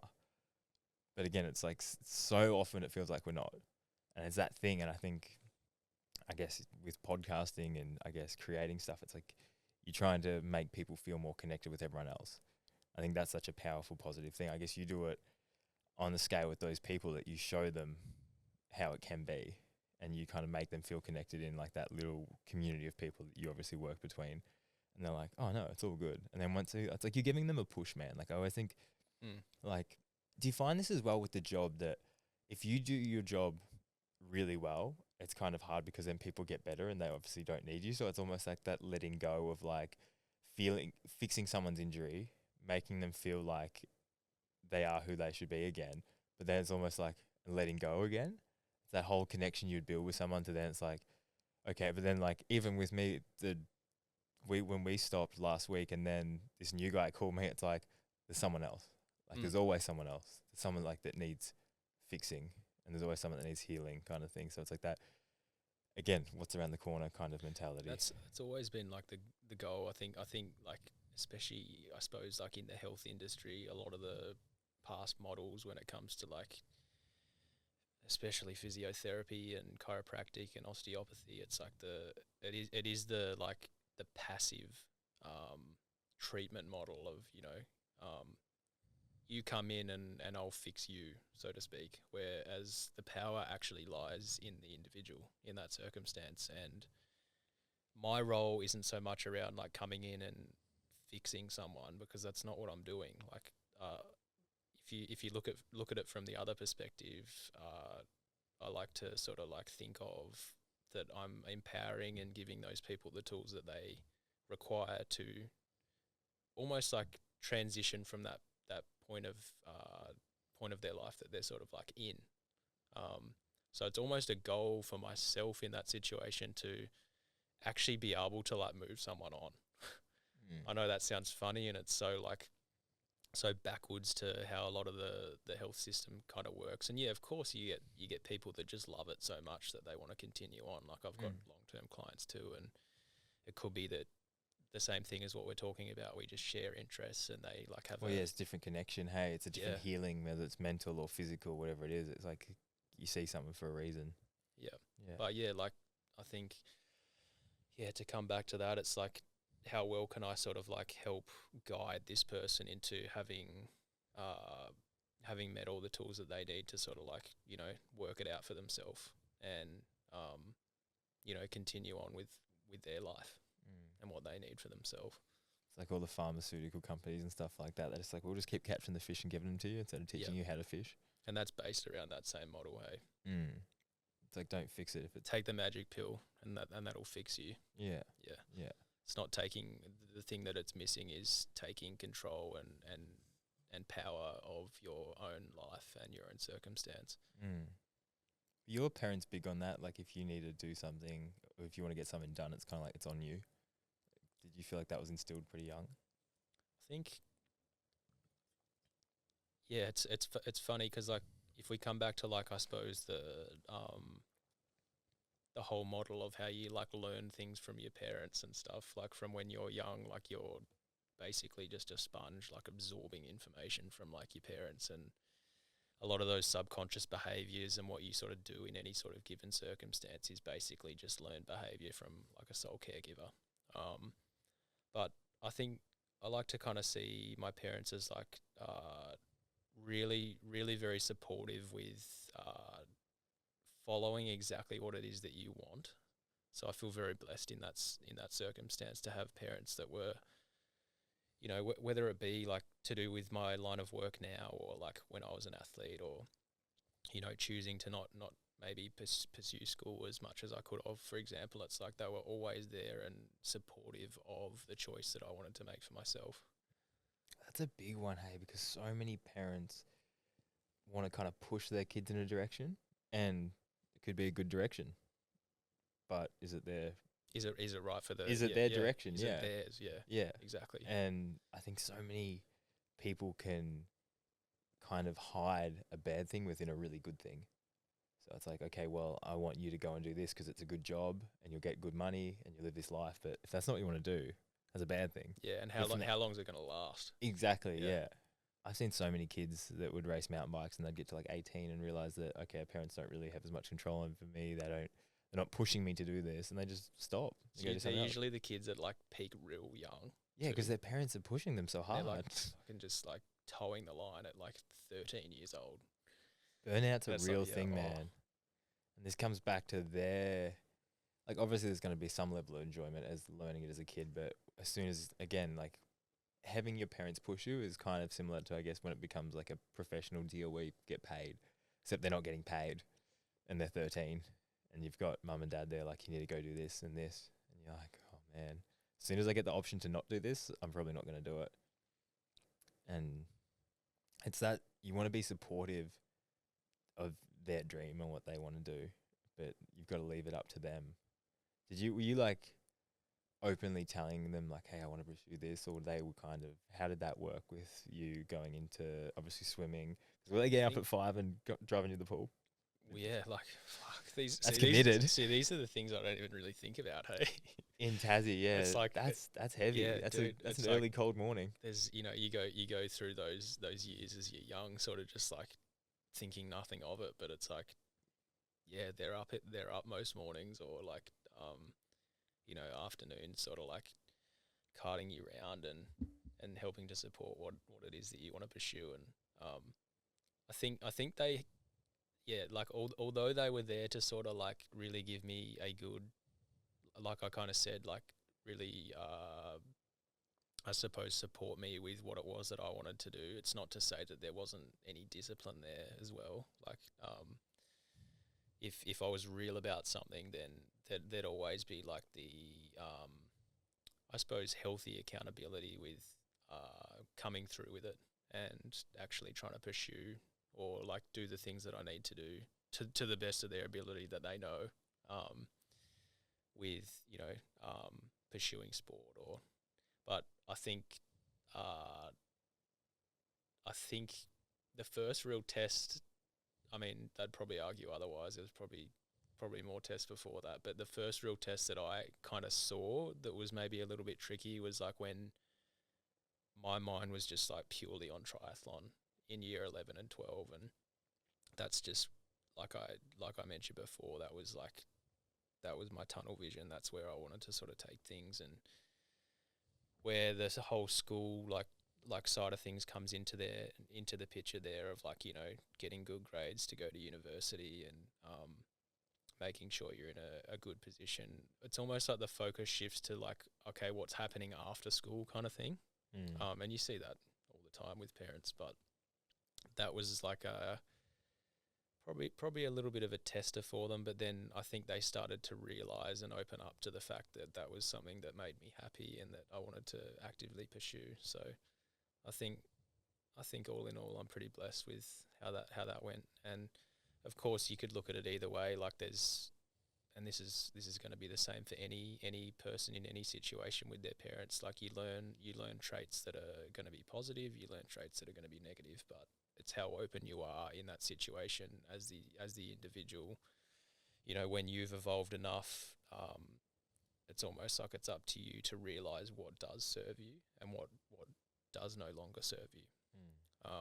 Because ultimately we do learn everything from them. And you've got to do the things you don't want to do to know that you don't want to do them as well. Like everyone always looks back and like, oh, I wish I never did that. I'm like, you wouldn't know then, and that would sit with you constantly. Like if you go into a situation, just say like I moved to Queensland, hated it, Like, at least you've done it. And exactly. It's like, yeah, okay, that can tick that off the list. yeah, But it worked out way better than I ever could have imagined. And it's just like, okay, because you took the risk, you did the thing.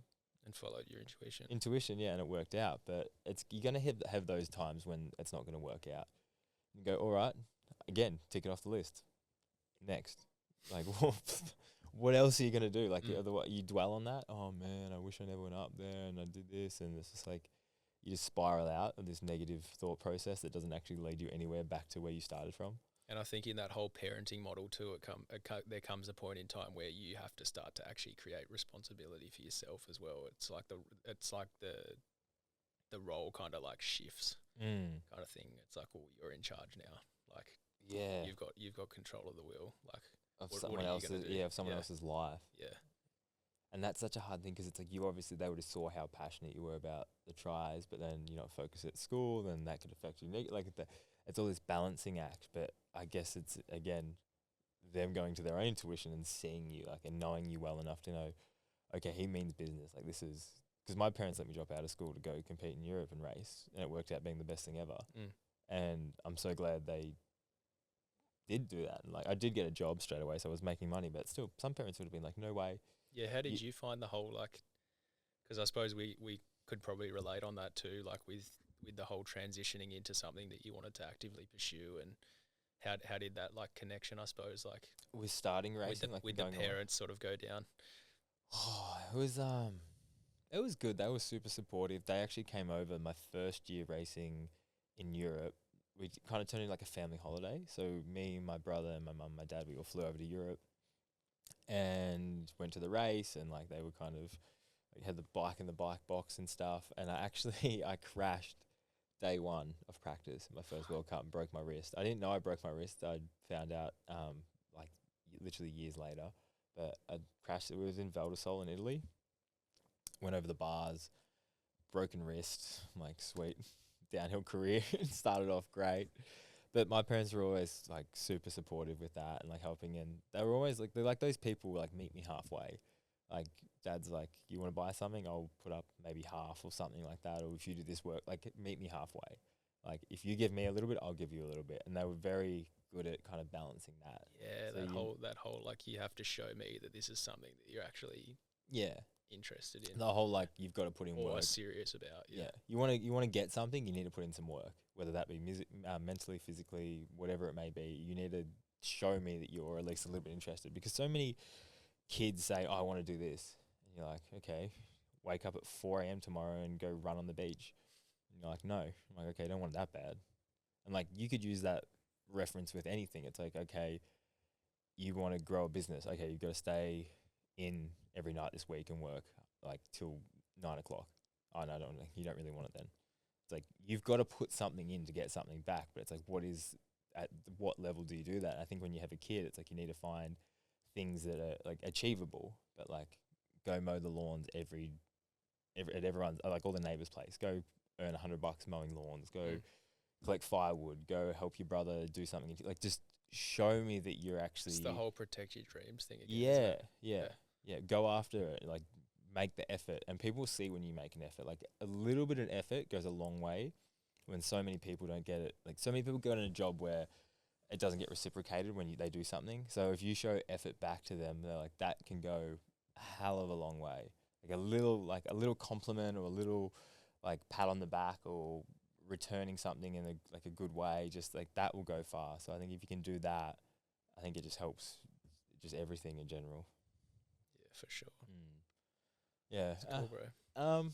What was I going to touch on? Where are you going now with, I guess I was talking to you the other day about how you want to grow the business, and because you're saying you're working with Taylor for so long and then you've separated off and you're doing your own thing. Do you want to grow something where there would be like a team of you kind of working, or do you want to kind of focus more on just like building your client base for you right now?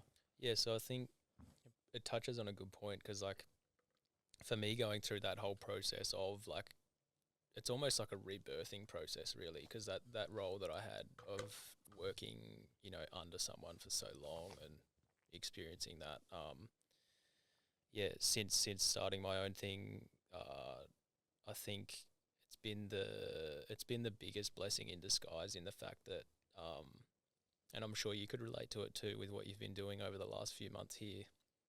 But it's the balance between like creating a healthy accountability for yourself, but then also creating on the other side the freedom that you may like desire for yourself.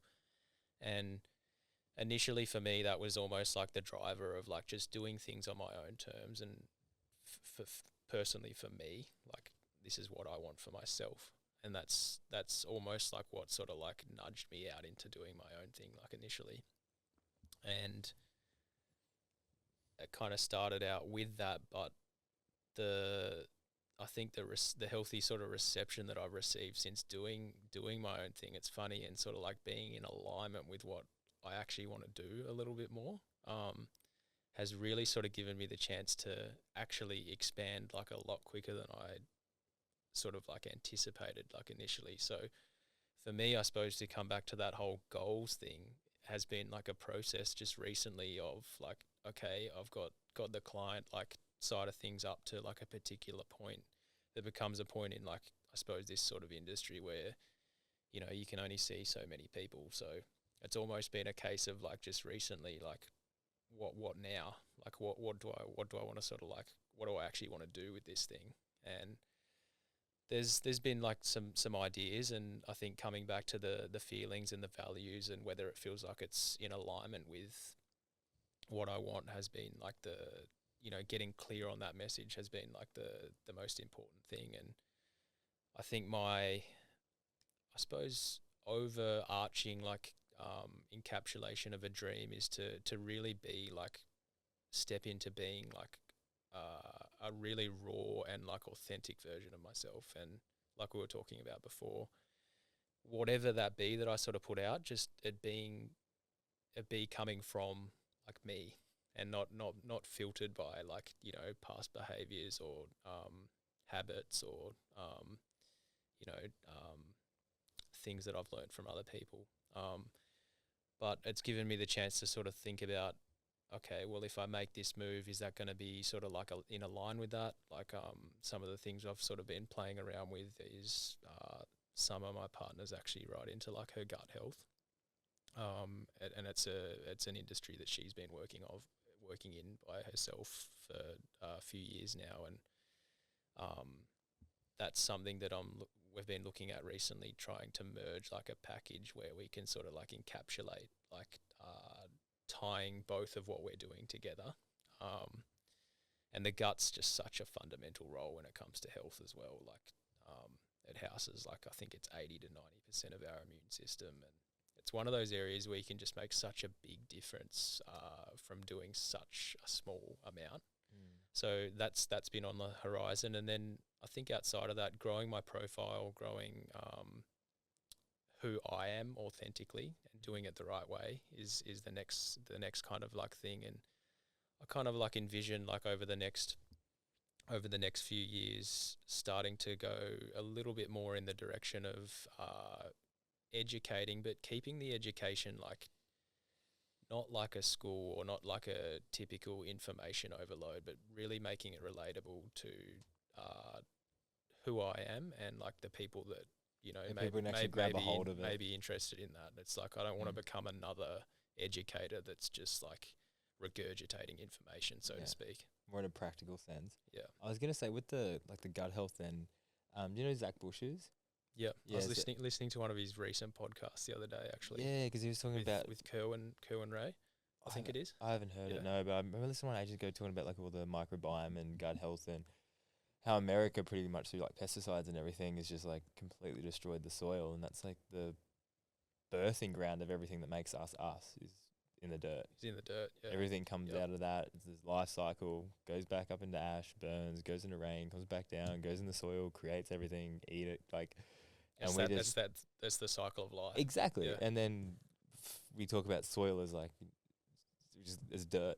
Yeah. Like we look at it as just being this thing. You're riding your bike over it normally. Yeah, like that's what I mean. It's this thing that is in front of all of us, but we don't see the value in actually looking after it because it's just kind of like, even though it's there, it seems like out of mind, out of sight, out of mind, even though you can see it, but it's like what's in it is what obviously creates us into being us. So like you say, with having good gut health, it's such it can even trying to know what your body reacts to poorly, like do like a food diary and actually see what you eat and how you react to it. Because a lot of the time it's like you kind of on autopilot where you're like, oh, I don't feel good and I never feel good, but you don't actually, you're like, you kind of eat something and then you don't feel good, but you never actually put the two together that might be the issue until you might write it down and be like, look back at it after a week and be like, okay, I ate popcorn and then 20 minutes later I felt terrible. So then you're like, maybe I won't eat popcorn, and they're like, oh, I don't feel terrible. And it's that's like, the whole feeling thing again, hey? yeah, what do you It's feel like in those moments? how do I feel in that situation? Like what does eating this particular food group kind of like do to me, and how does it make me sort of feel?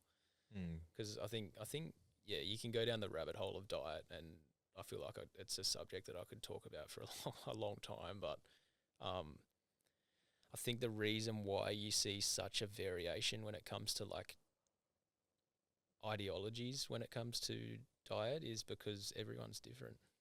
Like, you know, one person might feel good off being, you know, a carnivore, for example, and eating a diet that's that consists majority to do with that, and the next person could be the same off, you know, a more paleo sort of like orientated diet, or vegetarian or vegan. It's like you're going to have studies that support everything, but I think the thing that it's missing is like the feeling.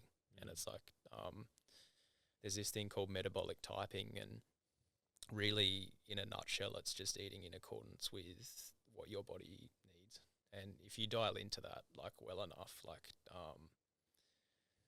it's sort of, yeah, it goes down the rabbit hole of like the whole calories in versus calories out sort of like side of things as well. But like if you're eating in accordance with your diet type, generally you'll sort of like steer towards eating the right amount of food anyway. That's right for you. But I think the thing where it can get tricky for people is with such poor health being such a common thing, like there can be, you know, infections and parasites and different things within the gut that can actually almost do the thinking for you.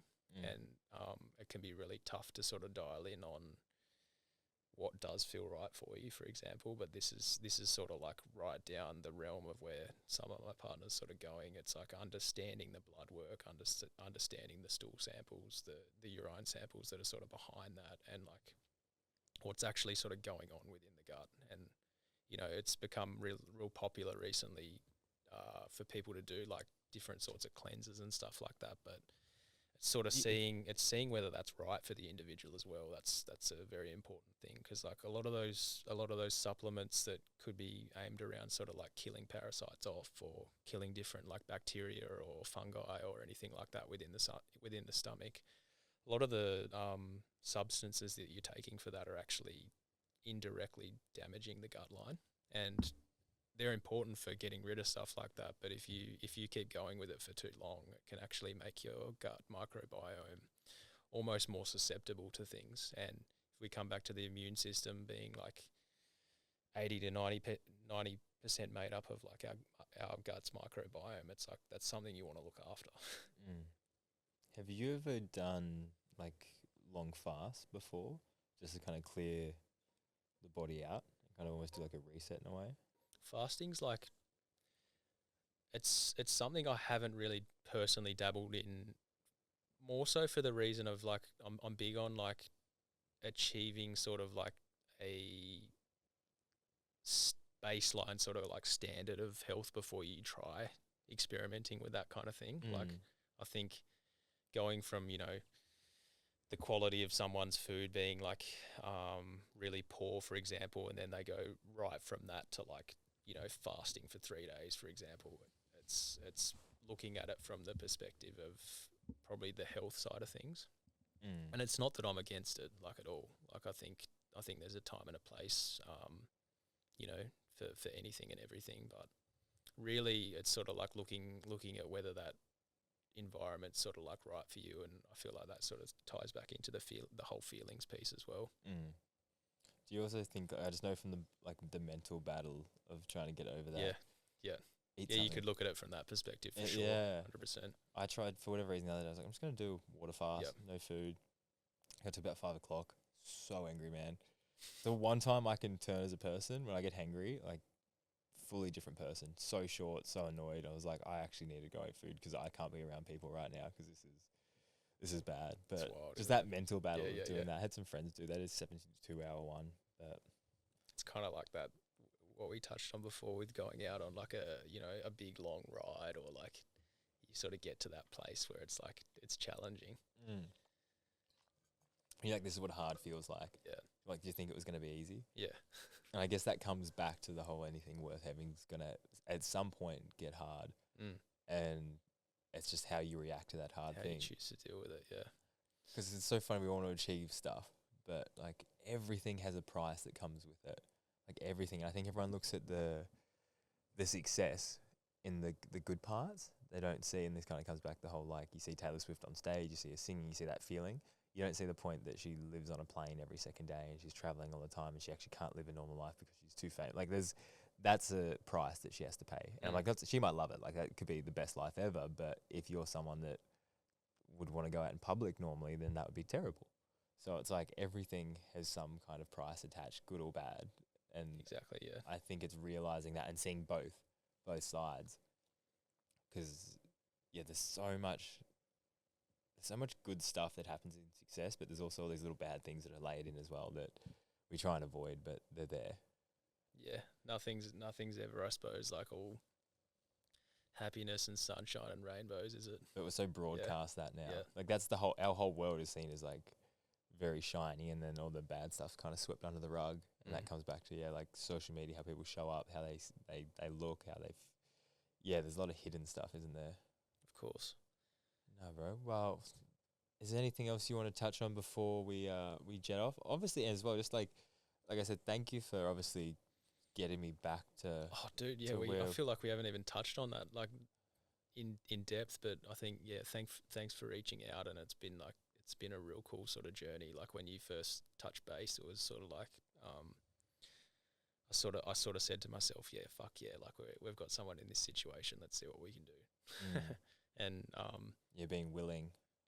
Yeah, and I think that was when we had that first phone call too, bro. Like and just from knowing you as well, like I think we definitely do align on a lot of our values, and I kind of knew working with you would be sort of like, you'd be showing up for yourself. And not to say that's not hard, because like what you experienced and what you're going through was never going to be easy, but I think and it's probably worth noting just for anyone that's in any sort of like pain or like has had any sort of like similar injury or anything as well, but the biggest thing that I probably noticed with you is just like the willingness to be open-minded to what's actually happening in your life, and being able to sort of like not allow, like I've said it before, but not allow the circumstance of what sort of like happened to you to dictate like your reality and project that like into the future. Like first podcast in the new studio, it's like I remember you coming in during assessment day, and you're like, it was just the idea of like, I want to open up a communal kind of space that consists of like a podcast studio, and what are we, fucking 4 months later and it's up and running. So it goes to show like if you are really sort of like willing to put that effort in and sort of like invest on what it is that you want for yourself, and then also show up, like that can be done. I remember the other day I had a moment where like I was in bed in a neck brace and I was looking at warehouses. I'm like, looking back now, I'm like, dude, what are you doing, kind of thing. Like it's obviously looking back now, I would have taken more time to rest, because I remember even when I got it, it was like, oh shit, like you're paying money now, you're in here, it's go time. So I went really hard at it, but I remember I got really sick like very soon after getting it, because of I think just trying to burn the candle at both ends. And with the vulnerability of your nervous system, obviously with what happened to your spinal cord too, like spinal cord's part of the central nervous system, and it's like trying to learn to re-regulate that in your circumstance is like it's tenfold harder compared to just the average person. I remember because everyone in my house got sick, like it was just something was going around there. It wasn't COVID, but it was like a really bad flu. everyone in the house got sick and they all got over it in about a day. Dude, I was like a week and a half, 2 weeks, and I was like bad, like just cold sweats, nightmares, just aches, coughs, just everything imaginable, like head spins, like I thought every time I'd stand up, I thought I was gonna pass out, like just not in a good way. And then this is like I've just started leasing this building, and like it's like every time it's like another level, another devil kind of thing. Yeah. It was like, okay, now you've got something to pour your energy into. Oops, you poured out too much. Now look where you are. Now you got to set back again. Yeah. And it's like that constant calibration, isn't it? That's what life is, though, isn't it? Exactly. It's like, but then it comes back to the whole idea we're talking about so much about like resilience. It's like every time you are faced with a challenge, it gives you an opportunity to beat that challenge and become better. And it's like, if you look at it like that, it's like, okay, another hurdle, another step. And I was playing around with this idea, but like every time you climb a mountain, like there's so many steps. But like you keep climbing, man. Like, yes, it's going to be challenging. Yes, it's going to be hard. But at the end of it, you're at the top of that mountain. And you always notice that this is the kind of catch-22 thing. Like you get to the top of the mountain, it's beautiful, but there's not as many people at the top. So that's the thing you also need to realize. When you do get to the top of that mountain in life or in a career or in a job, whatever, like there's the isolation that comes with that. But there's also a beautiful view and probably a better life as well. Yeah. But it all comes to like, and this is another thing. It's like trying to appreciate the view on the way up as well. Don't just get to the top of the mountain and go, okay, now I'm going to enjoy it. It's like there's plenty of spots on that walk up that look really nice and just different as well. Yeah. Just different. Like it's always from the top's going to probably be the nicest, but on the way up, there's going to be some little gems and moments you can probably take a lot out of. I suppose when you're at the top too, like it's those challenges and those like circumstances like on the way up that are probably going to be the things that you talk about. Yeah, I think you become useful with pain, man, and like hardship and struggle. It's like, how are you going to explain to someone how to compete and teach them how to go in a triathlon if you've never done one, if you've never touched the hot stove, if you've never gone into that place where it's like, okay, I'm tested now. Yeah. Like, and proven. Living example. Yeah. Yeah. What were some of when you were competing and you did push yourself, we kind of touched on it before, but like in those moments where you just gave it everything, did you feel... Like, how did you feel in that moment, and then how did you feel after it when you really gave literally everything that you humanly thought was possible? It's an interesting question, isn't it? Because like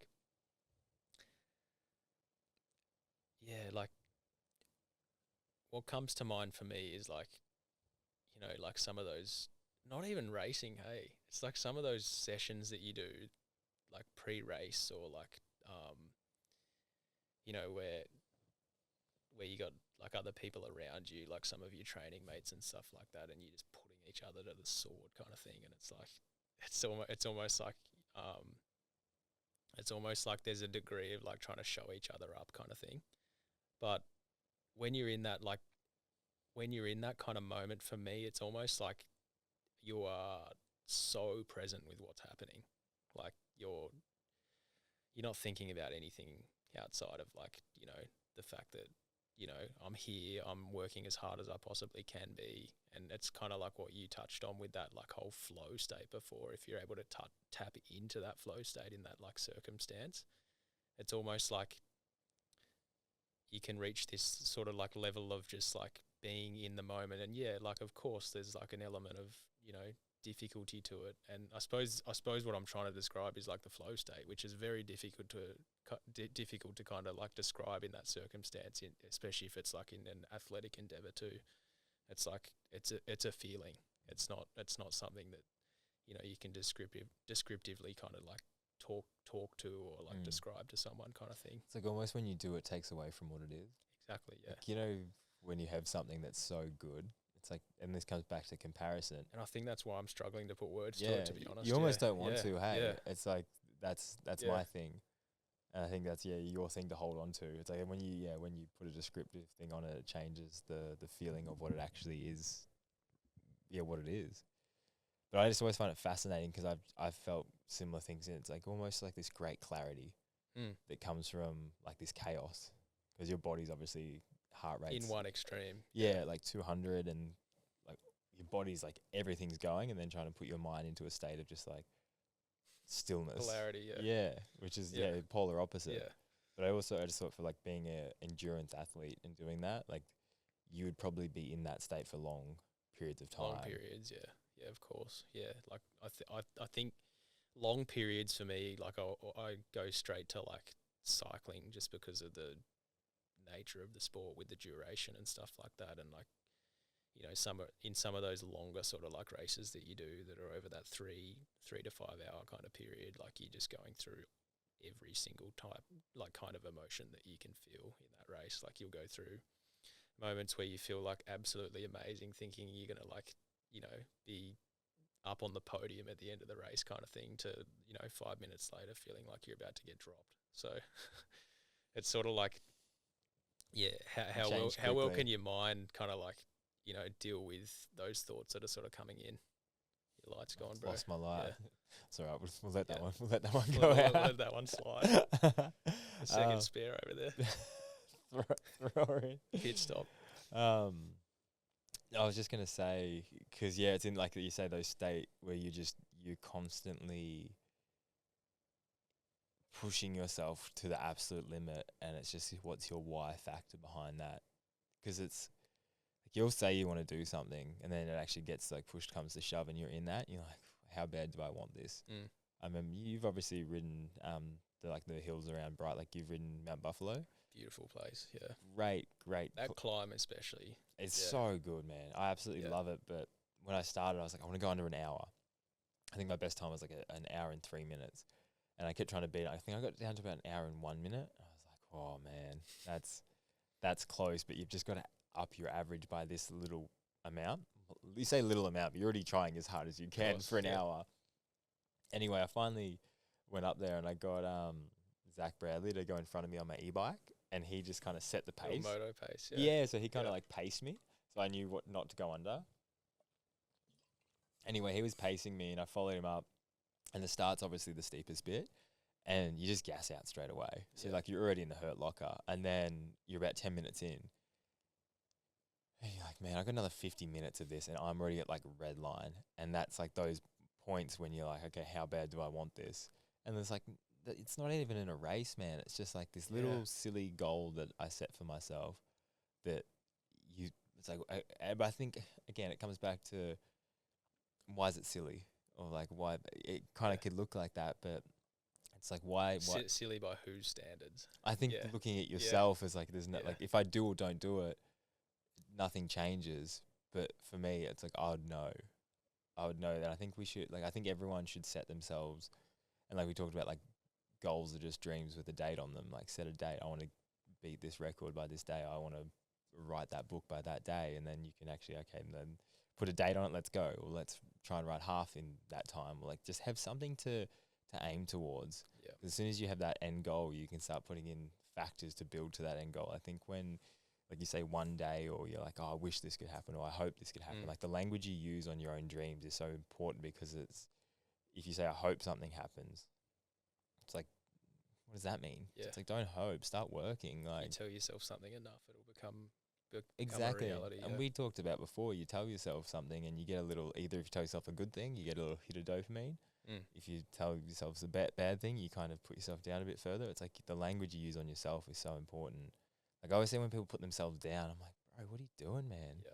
Like, you don't have to be arrogant, but you don't have to just like kind of have digs at yourself. There's confidence and there's arrogance. Yeah, for sure. But I guess that comes back to the language when someone comes into work with you and they're just like, and like the guy that I was talking about before is like, you're so lucky. It's like, so see how he's put his health down to luck. So if you think you're spinning a wheel and this is what it ends up on, that's luck. And you don't think you have control over your own luck. But I'm like, you do. Yeah, we're in control of the power of our own health. 110%. Yeah. I even know when I was healing, like there's nobody else is responsible for that. Yeah. And there's more I could have done when I was on the healing journey. For 100%, there's always more you can do. You can always fill that cup up a little bit more. I could have stretched more. I could have got more like cupping, or maybe gone the ocean more. There's always something. So it's like, you have a base of what you probably should do, but there's always room to build on that as well. Of course. So it's like, I think it's not getting that mindset of like, oh, I already do enough. Like, becoming complacent, so to speak. Yeah. And then not having, I guess we were talking about this before, when you are an athlete, like that's such a big reason to look after your health. Yep. And then once transitioning outside of it, you kind of don't have that same goal, and you can Yep. be a bit more lenient. How did you find that when you stopped competing to then going, obviously still working in the industry? And I guess your body is kind of your resume in a way. Like obviously if you're really unfit, unhealthy, unhappy, you know, people aren't going to want to go to that for a holistic health coach kind of thing. So you got to be the example 100%. Yeah, exactly. And I think it probably brings up a good point with the like whole perfectionist like archetype as well. Like I feel like it ties into this industry quite a bit, and it's like like it's definitely something that I've experienced. I'd say it's probably the predominant like archetype that I've had to deal with, you know, as an athlete firstly, and just from the fact of always wanting to get the most out of myself, and, you know, always feeling like there was something more to do. And it's the same with coaching too. It's like not allowing, like, you know, if you don't feel like you're good enough to not, you know, like if you are in that situation where you're looking at becoming a coach, or like you're looking at achieving a particular goal, or like whatever it might be, it's like things don't have to be like perfect in that situation. Like perfection can be a thing that becomes like quite limiting on the other end of the scale, where like it almost becomes like I got this thing I say, I'm like paralyzed by perfection. yeah, literally, like you almost become like a deer in the headlights kind of Yeah. mentality, where Yeah. you're like, well, it's not going to be perfect, so what's the point? Yeah. I'm like, anything you start is probably going to suck. Yeah. Like my first podcast I tried to record, dude, I didn't even press the record button. Just sat there and talked, and I felt so shit. Yeah. Like shit to the point where you're like, do I even want to do this, man? Yeah. Like that's pretty. Like you look, even though it was with my buddies, you still look like an idiot. And you're like, I can't even press record on a device, and I want to start doing a podcast. I was like, and then that self-talk comes back to like, oh, you're so dumb. Why'd you even try and do like? And that can stop you from, you know, doing it man. again. Yeah. 'Cause it's like you become like, paralyzed, so to speak. Like you're kind of saying, it's like, you'll just be afraid, or like, it'll be challenging for you to kind of like make that next step for yourself. It's debilitating. Yeah, it can be debilitating. But I think the other thing too is that it can be on the other side of the coin, like a really good skill to kind of like have for different industries and stuff too, because there needs to be a level of perfection. It's like for me, working with the body, there needs to be some sort of level of like attention to detail with like looking at someone and breaking things down. But if you allow that to get in the way too much, like that'll just be debilitating, and it won't really serve the purpose of helping anyone. And perfection by the means of what and who. Yeah. Like I always think it's so funny the different, like what beauty looks like through each person's eye. Yeah. It's like you look at something and go, that is amazing. Someone else looks at it, that sucks. And you're like, how different are those two views on something that is and why is the majority, if the majority thinks something, why does that make that right? Yeah. Like obviously there's obvious cases where it's very black and white, but to a sense of, I guess, like you look at a painting and 99% of people love it, and then there's a few that hate it. It's like, is either of them wrong or right? Yeah, no, it's just an opinion. It's just the opinion on that, but yeah, it's how that alters how we do look at something. All right, Jono. Sick, bro. I reckon that's good. The light did go out. I think I've just realised something that I definitely could have just plugged them in behind here, but unplugged them from what they were charging on to move them behind here. Yeah. We're learning. Things don't have to be perfect, do they? Yeah, see? Exactly. Exhibit A here. But you got to fail, man. You got to get up. You got to brush your knees off. You got to get back on the horse and keep going, because, like I said, joked around with you before, like I look around, I'm like, this happened. Like this was me with a microphone and a laptop running around at World Cups trying to just talk to my buddies. Now it's a reality. Now you make a studio, you get all the gear, you have someone helping you produce it. It's like kind of it happened, which is I think it's trying to appreciate that more. Like even now, as we talk about this and we do this, like, and I am appreciative of this moment. It won't be till probably like maybe a year or two, or you be somewhere and you'll be like, oh, we've got this little snippet of that's where it was like that was the start of this new chapter in this new and direction. And that's where you're at that particular point in time along his journey. Yeah, and it's pretty cool to. I always think about this. Like, imagine if I have grandkids one day. Yeah, Like the whole thing of you coming in. Imagine like home. Like it's gonna be like home movies, but you can watch it on YouTube. It's wild, isn't it? Like imagine that your grandkids can be like, oh, you want to go watch Grandpa on TV when he had a Yeah, studio and did some breathwork with Jono? Yeah, like, it's almost become like not the story that Granddad tells, but here's a story that Granddad told. Yeah, that you can show. And like, do you want it in audio? Do you want the video? Yeah. do you want it HD? Do you want it split screen? Like, how do you want it? But I think I'm hoping that with that, it's just people can learn and develop so much quicker because you have all these different, and it's going to be hard because there's going to be so much information that it can be overloading. But it's like if you can find the right pieces, like imagine I can't learn from my great grandfather. Like I just had no connection with him. I don't even know. Like you go back 3 generations, I don't even know where's that. Yeah, it brings up such an interesting point around that, hey, because like understanding almost like your generational like where you came from behavior. Yeah. Like I don't could even be like trauma in some cases. Like pass like, through. You know, like someone's watching this that's like 3 or 4 generations down, just like looking at it and thinking like, oh, that's how he operated. Yeah, that's where I maybe got that particular thing from. Man, that is a trip when you look at it like that, isn't it? That's wild.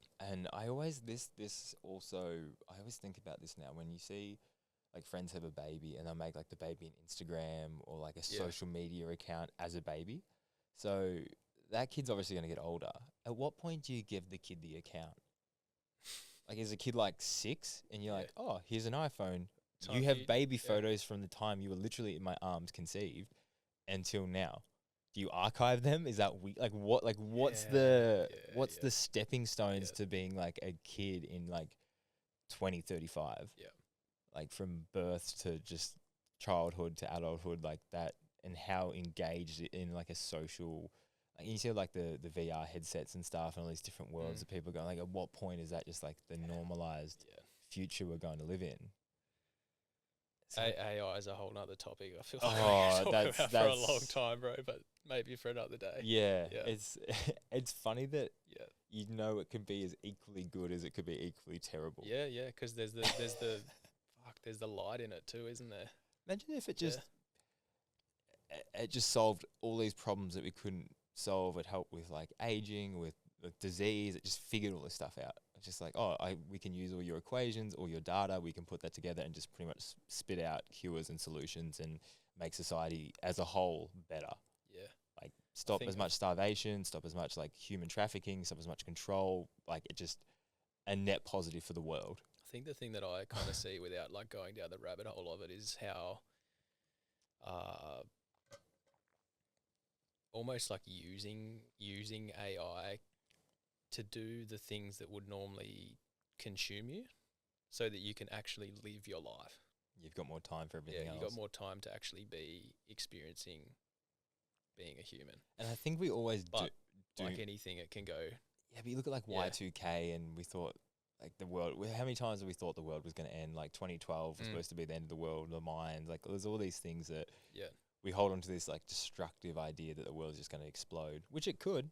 There's nukes, this could be a thing, but it's like I'd rather try and focus on the positive of happening, because if the negative does happen, I would have liked to think positive until the bad thing happened instead of think really badly and then the bad thing still happens and you're like, well, I told you so. I'm like, sweet, thanks, good job, man. Yeah. I'm just going to get like... While you've been living, with negative thoughts, I've just been living my life. Yeah, exactly. Yeah. You've been negative for the last 10 years. I've just been negative since this kind of AI thing's taken over. The same thing. Yeah, exactly. At the same point in time. Yeah, it doesn't help you either way, unless you built like a bunker or something, I guess. But I don't think that's an option either. But yeah, it's going to be... Wild. You think about the times, how quickly stuff has adapted and changed. Like, I didn't even know about ChatGPT, like, 5 months ago, 6 months ago or something. And now... like the designs it can create, how smart it is, like it's insane. Yeah. But like you say, it's like where does that stop? Yeah, it's going to be some iRobot, Will Smith stuff going on soon, I reckon. Pretty much that kind of movie is the whole concept of the AI thing, is it gets its own brain and takes over, and It's hectic. It's going to be weird. At least people are going to still need help with their bodies. So Exactly. Yeah. Just be in an industry where you can still actually make amends. But man, like imagine being a graphic designer, like something like that. Like when you can put an image into AI, tell it what you want, and it can pretty much spit out not exactly, but it's obviously early days, so similar to what you want. Like, and then you can even refine that. So even if you do go to a graphic designer, you can pretty much say, I want exactly this, just change the horns or change this, which then you're not going to pay them hundreds of dollars to delete something or just alter something minor, which will take 5 minutes. And then eventually AI will obviously be able to just do that itself if you can prompt it to the right way. Because at the moment you can give it something, it'll make it, and then you tell it to change one thing and it'll change like 5 things. So it's a bit clunky still, but it's got potential. It's going in the right direction very fast. Before we normally end it, before we go, I always ask people this. I know I've been trying to like spread them through the podcast, but I've left this one to the end. What are you really scared of? That's a tricky one. I think what I'm scared of is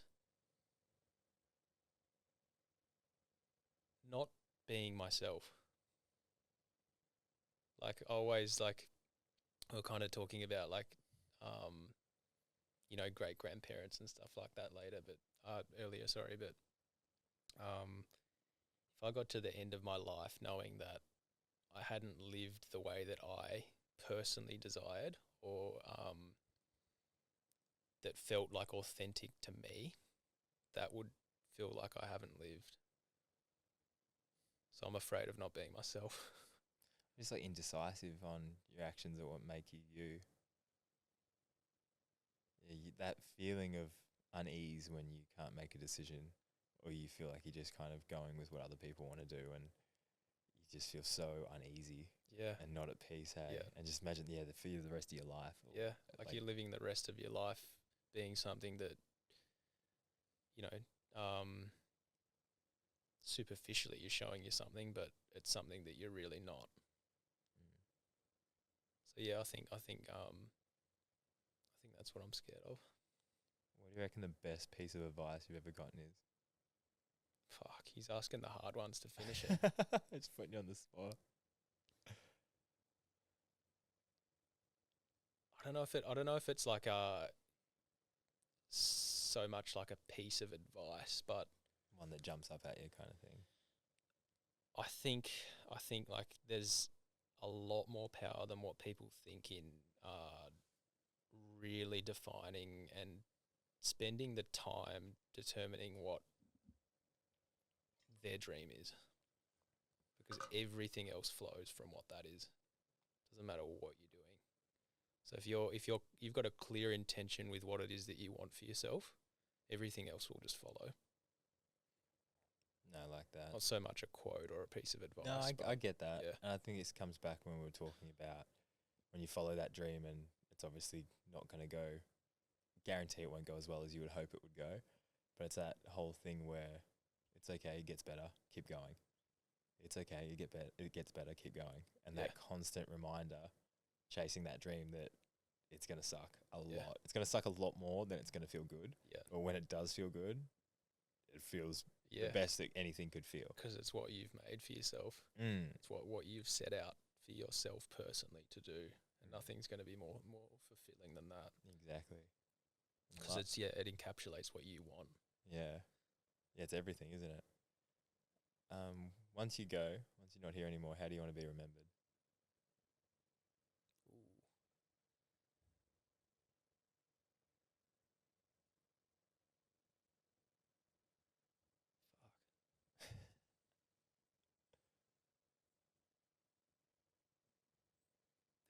There's some pondering in that one, bro. It's funny. I normally have these at the end, and I hate podcasts that are all very question answer. I think people enjoy listening to a very fluid conversation. Yeah, of course. Than so much a question answer. Not so much an interview. But then at the end, I'm like always got a few of course. heavy ones to throw at people, and it's fascinating to see. Like I love when you do get stumped, because it's like it's not a question you ever ask yourself, but how you live your life every single day determines the answer of that question. And it's like, I think like it kind of like flows on from my previous answer with the advice piece, and it's like if I can be remembered as being the person that, you know, was the person that followed what they truly wanted for themselves, and can set an example for generations to come, around, I suppose, making that like a reality for themselves, or for whoever it might be, then yeah, I'd feel pretty satisfied with that, I think. like hit the nail on the head. That's good. Well, that's all of them. There's no more. Sick, No bro. more heavy Yeah. last minute questions. done. Just 3 in the red zone. Yeah. No, but dude, yeah, no, like I said, appreciate everything, Yeah, all the thanks, help, bro. everything like that. I really enjoyed the chat. I think, yeah, there's pretty much like the biggest takeaway is like for what you do, and I guess what happened to me and the connection we had was like, yeah, things are going to go wrong. Yep. That's okay. Like, get up, find the right support network, people around you that can help you, and you will just get better over time. And they'll be there when you don't even want to get better, because they'll be that little push. So yeah, anyone that has pain, mental, physically, emotionally, whatever it may be, it's like, yeah, try and find a network or a system or routine or something that can help lift you out of that and pull you back to like where you know you should be. Because even if you're not super low, like if you're not where you know you could be and you're not running it that like 100% you, then it's like, well, how do we get there? Who are the people? What are the places? What's the food? What are all these things that I need to put into me or be around that can help me get back to that? And I guess in the time of need, yeah, you were one of those people, and that was something that helped me obviously like do all this as quickly as I've done this, because like you say, it was all kind of happened quite quickly. But yeah, you kind of make your own luck and find the right people to help you make that luck as well. Summarized really well, bro. Yeah, I think like it's really cool sitting here, because it's like I feel like there's a real world example of like yeah, for me, literally coming yeah. into your practice in a neck it's brace, like, saying, this is my goal. I want to create a studio, and I want to create this thing. And yeah, it really shows that like I suppose it's a living example of like it really sort of like articulates that things can be dreamed into existence. Even from a really shit spot. Yeah, literally. Yeah, I guess that's probably the biggest takeaway. Hey, it's like, cause it's easy to make those, say those dreams when life's good, but it's a different thing, I guess, to say them when life's not so good. But it's probably more important you say them then, because you need that fuel more than ever in that like low point, not in the point where you're like, oh, I feel great. Yeah, let's make a studio kind of thing. Yeah, when we're vulnerable, it's like when we're at that sort of like low point, it's almost arguably the most important, isn't it? And it's usually when you see people sort of start to wake up to that. Yeah, rock bottom, hey. Rock bottom's a good foundation to start on, isn't it? All right, bro. Good stuff, brother. I'll let you go. Thanks for christening the podcast. Bro, thanks for having me in. All good. I'm honoured to be the first guest of the new space. Yeah. Number one. I need to sign something or have some kind of Just put me on the wall, like a little urn or something. Just cut off a piece of hair. We'll just glue it to the wall. Like a shrine. Little trophy. Yeah, imagine. Oh, it got weird real quick. No, but I do need to have like some kind of thing that I'll get all the guests